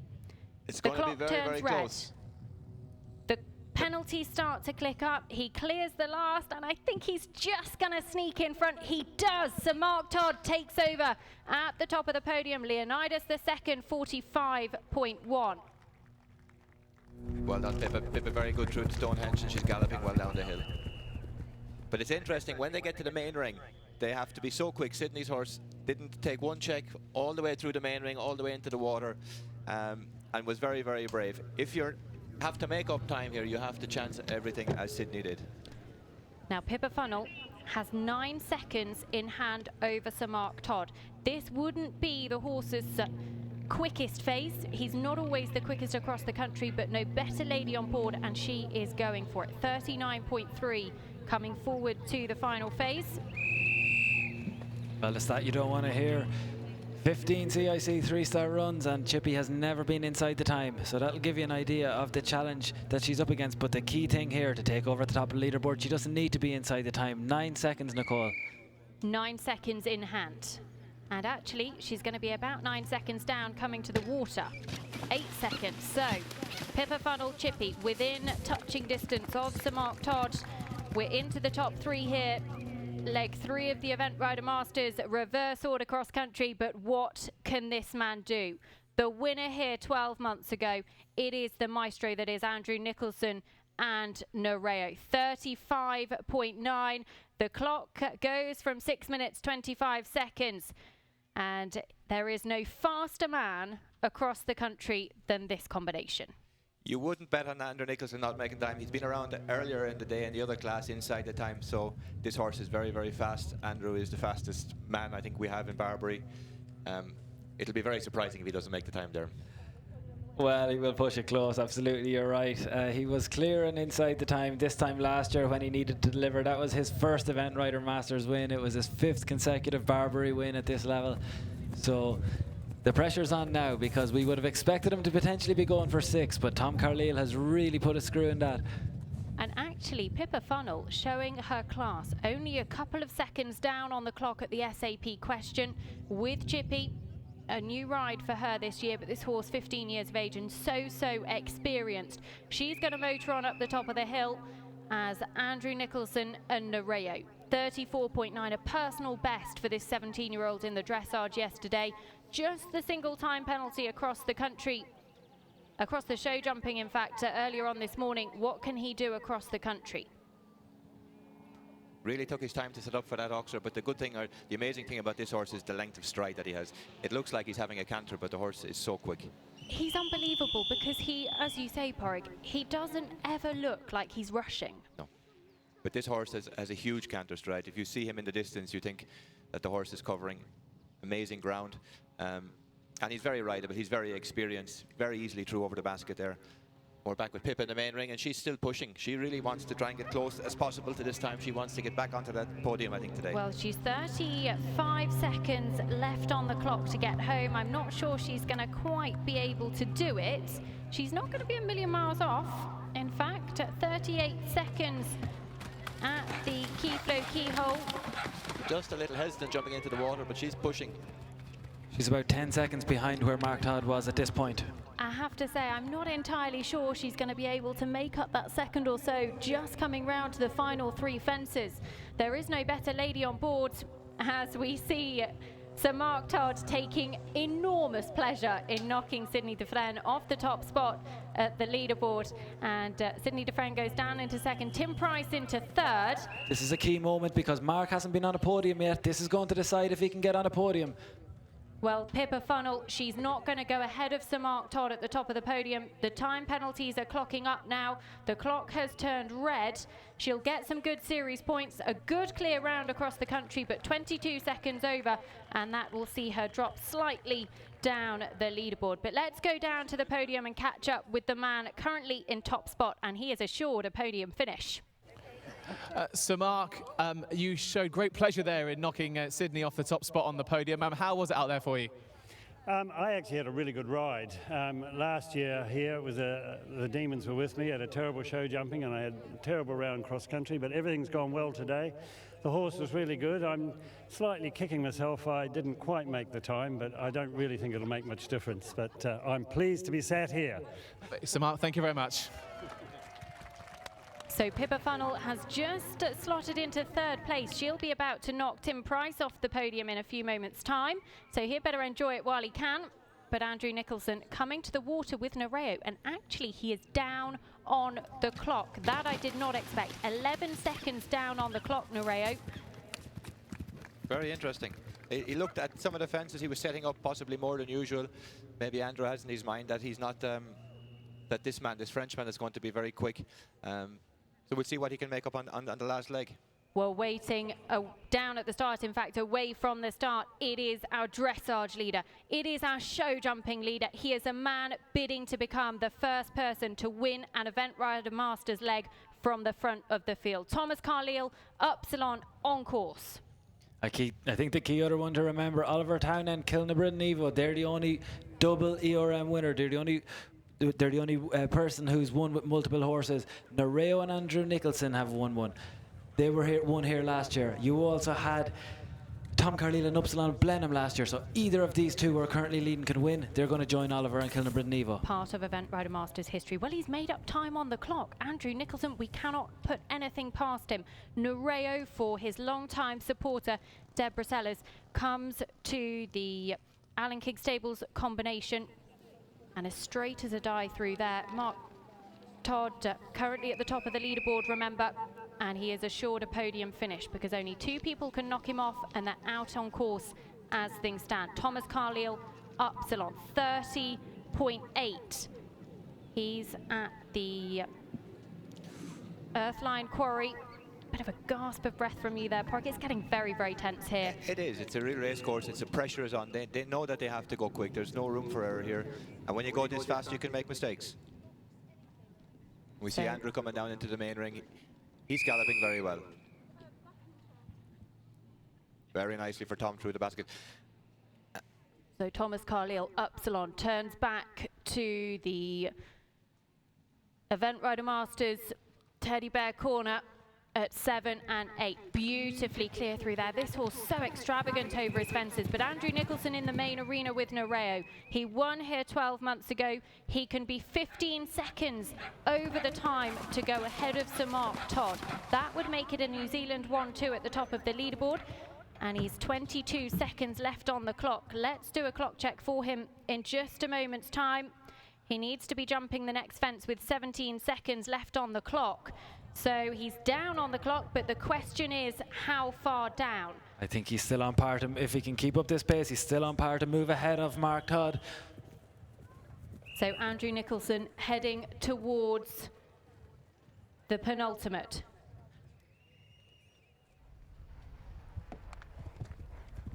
So Upsilon clear through Stonehenge.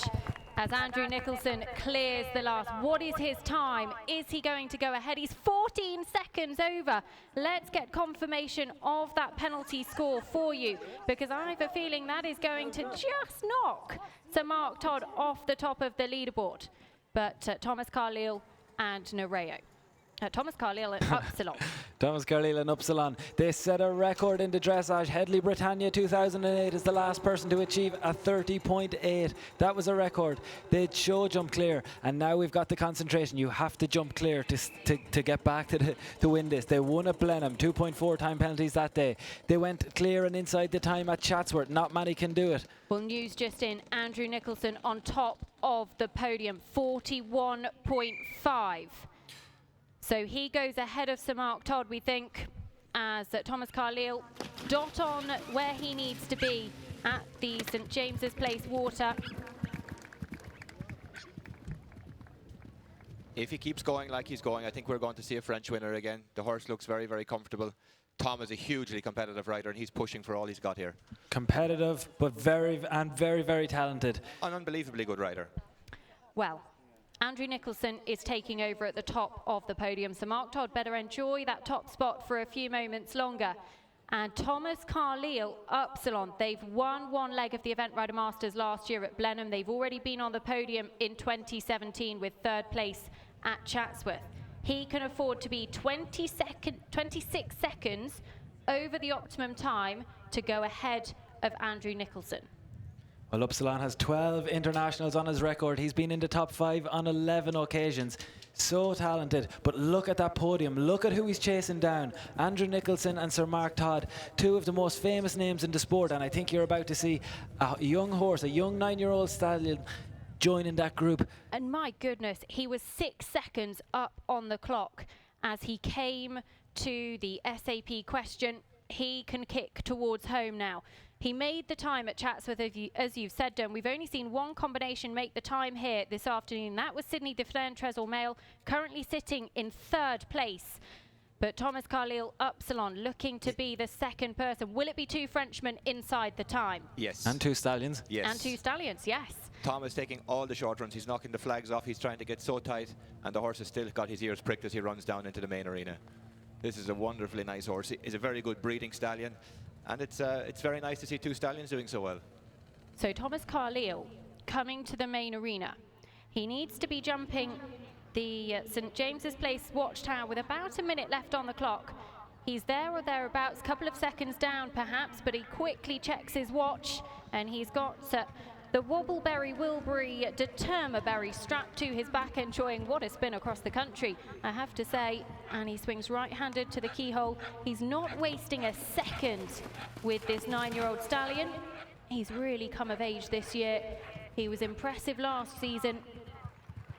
He just needs to take his time and get him home clear. He has time in hand, I think, Derm. He has time by the looks of things. Only one pair have ever finished under dressage score and gone on to win in Event Rider Masters. That's Alex Watien last year at Bramham with Don Gennaro. He's already won it once. Can he win it again? Will he finish on his dressage? Come into the second last. Come into the owl hut. He's 11 seconds to get home. He's going to be fairly close, I have to say. I don't think he's quite going to do it. He's quick on his feet through the owl hole. The clock is about to turn red, but Thomas Carlile sees a stride at the last. He's a couple of seconds over. Those time penalties don't matter. It's going to be a record finishing score here in the Event Rider Masters Series. He tops the podium for the second time in his career. Thomas Carlile and Upsilon, he is delighted, and I have to say, I feel like we've witnessed something very, very special here this afternoon. Nicole, so special. Look at that finishing score of 34. And when we think of when we think of the power of Nereo and Sir Mark Todd, look at the two on the leaderboard that he's knocking off. He's winning on a 34. Go back to every single phase. He show jumped perfectly.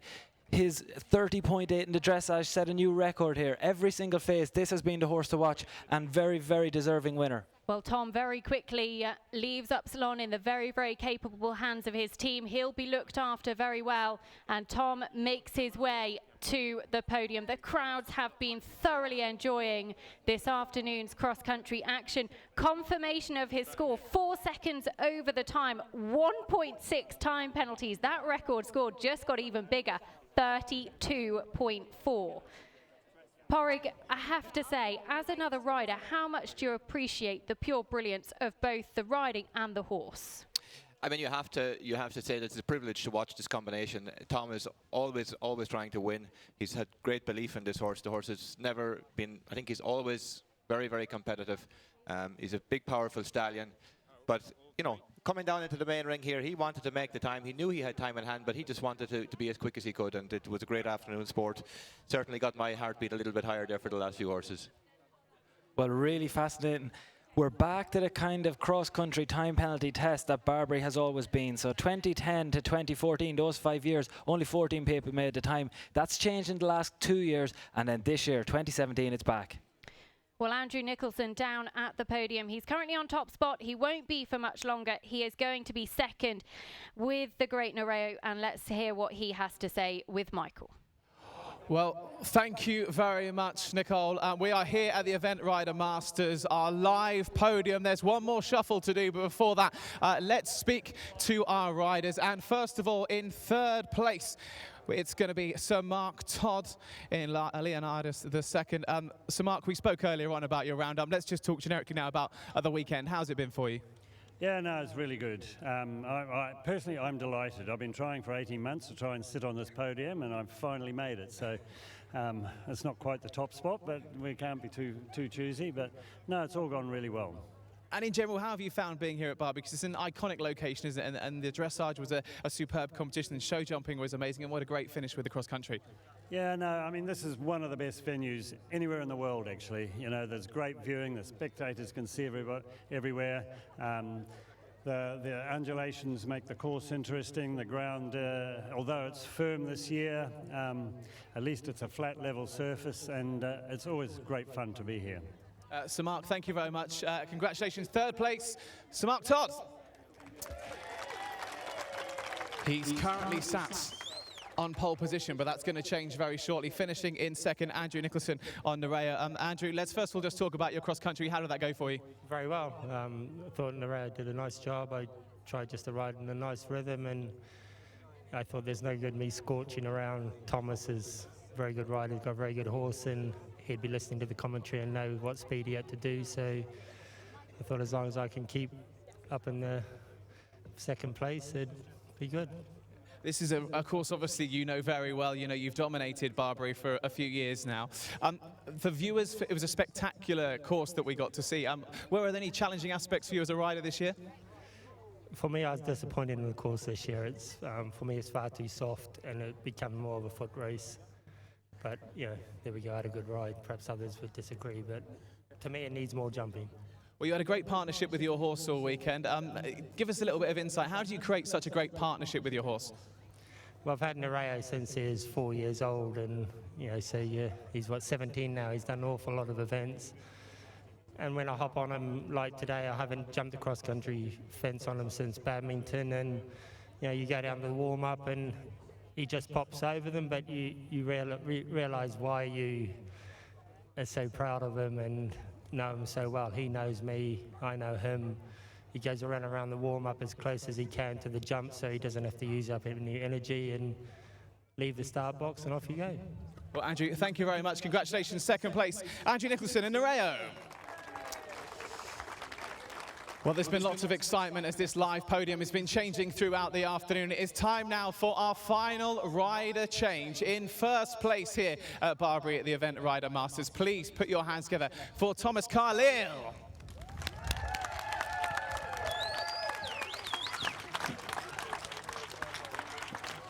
Well done, Thomas.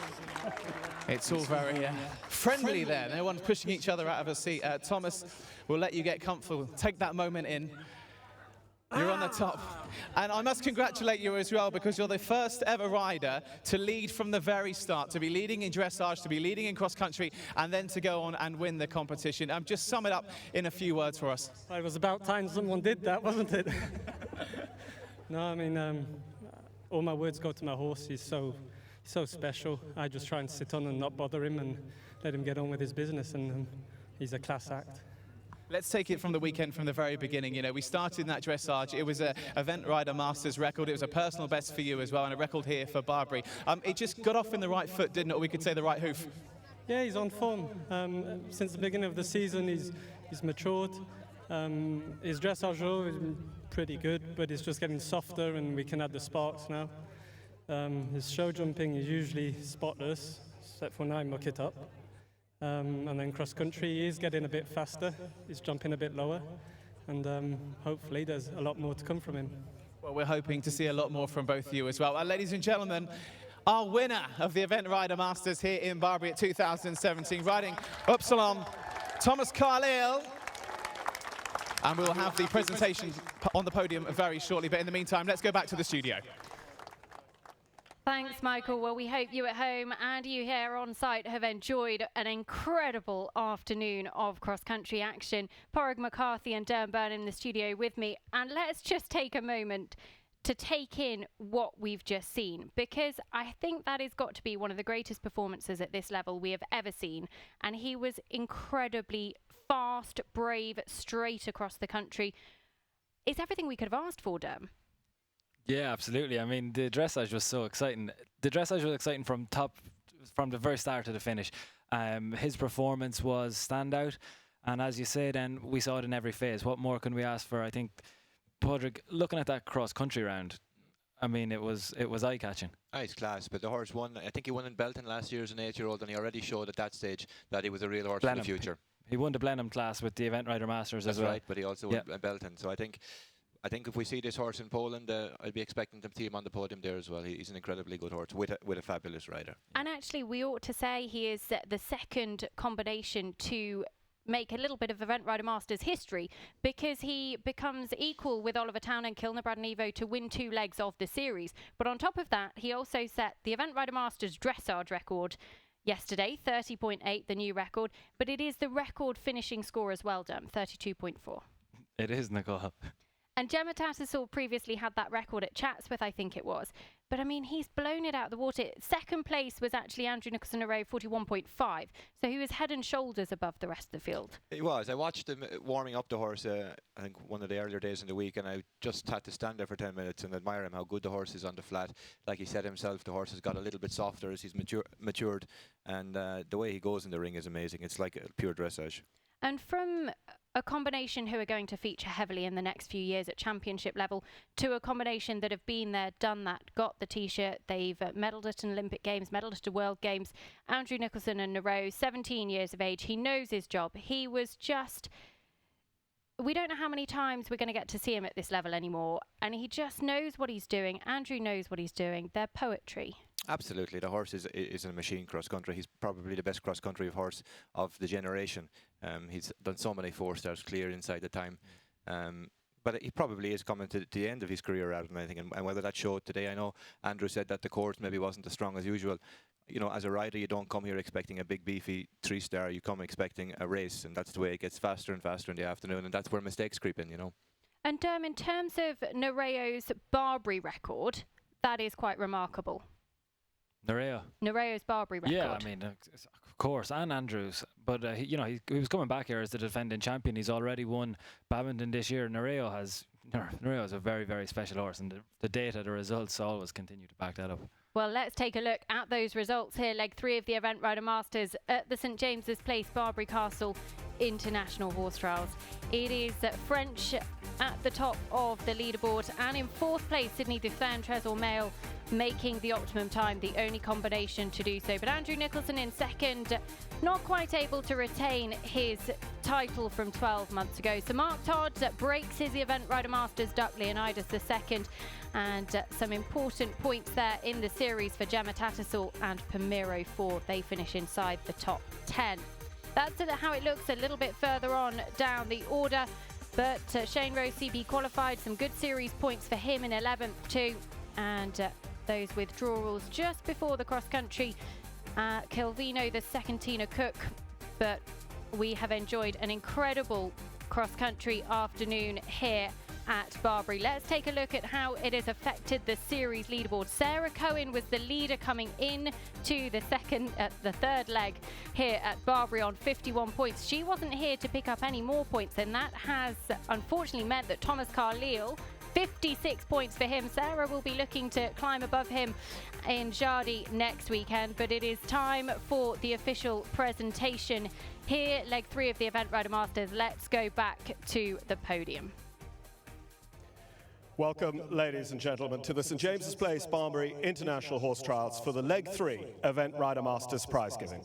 We have just witnessed an extraordinary competition, and with the stars of the show, our horses being meticulously looked after by their grooms as we speak, we now focus on the other stars of the Event Rider Masters, the riders. We now welcome the presentation party, including the Chief Executive of St James's Place Wealth Management, Mr David Bellamy, Chris Woodhouse, owner of the Barbury Estate, and Lisa Stone, Chairman of the Event Rider Masters. I will invite our athletes onto the podium. Finishing in 3rd place for 2017, we welcome Sir Mark Todd, New Zealand.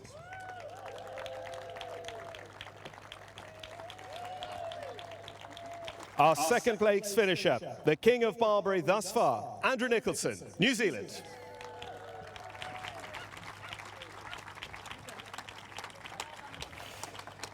And our winner for 2017, Le Roi de Barbury, Tom Carlyle, France.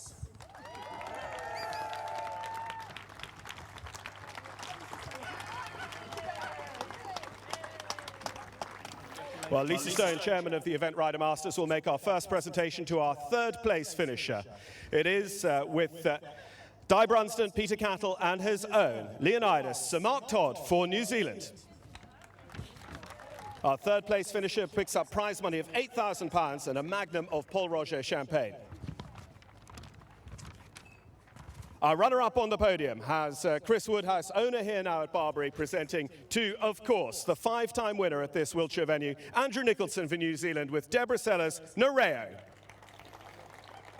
His badminton winner, his 4-star winner, his World Championship bronze medal winning horse. £12,000 and a magnum of Paul Roger for our 2nd place finisher. He was winner here last year. And now it is Mr David Bellamy, Chief Executive of St James's Place Wealth Management, to present to the winner of the 2017 Event Rider Masters Leg 3 here at Barbury. And it is, for France, riding Écurie Carlisle Complete Eventing and SEE de Belliards Upsilon, Tom Carlyle, France. As well as the magnum of Paul Roger champagne, the winner of each of our ERM legs receives a cheque for £16,000.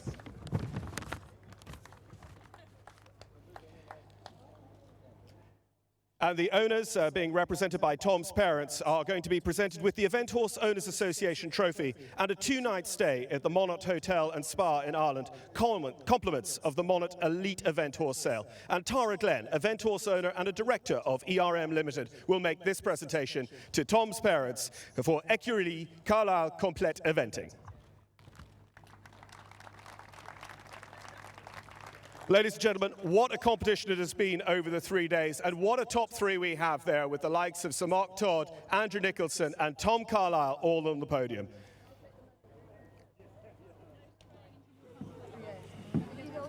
Congratulations to them all, congratulations to all of our finishers.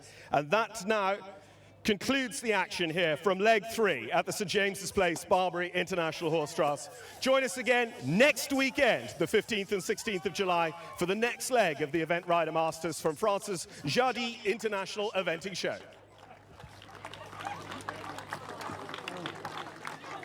Well, I have to say, it has been a privilege to be here, to witness such brilliance this weekend. France topped the leaderboard, but New Zealand in 2nd and 3rd, and Upsilon proving his brilliance. Just a 9-year-old, this stallion, one of 3 stallions in the field, was foot perfect in all 3 phases. We'll be looking forward to the next leg in Jardy next weekend. All of the action live and free, eventridermasters.tv. Sarah Cohen, she misses leg 3 here, but she'll be looking to get back to the top of that series leaderboard with a good run in leg 4. Thomas Carlyle, our current series leader, he picked up the very good points at Chatsworth, finishing 3rd with Upsilon, and of course the 30 points he will get for winning here in leg 3. So the scene is very much set for leg 4 in Jardy next weekend. Thomas Carlyle and Upsilon have been special here at Barbury, but we'll be looking forward to Jardy next week, and we hope that you at home will be able to join us. But for now, let's take a look at some of those highlights over the weekend.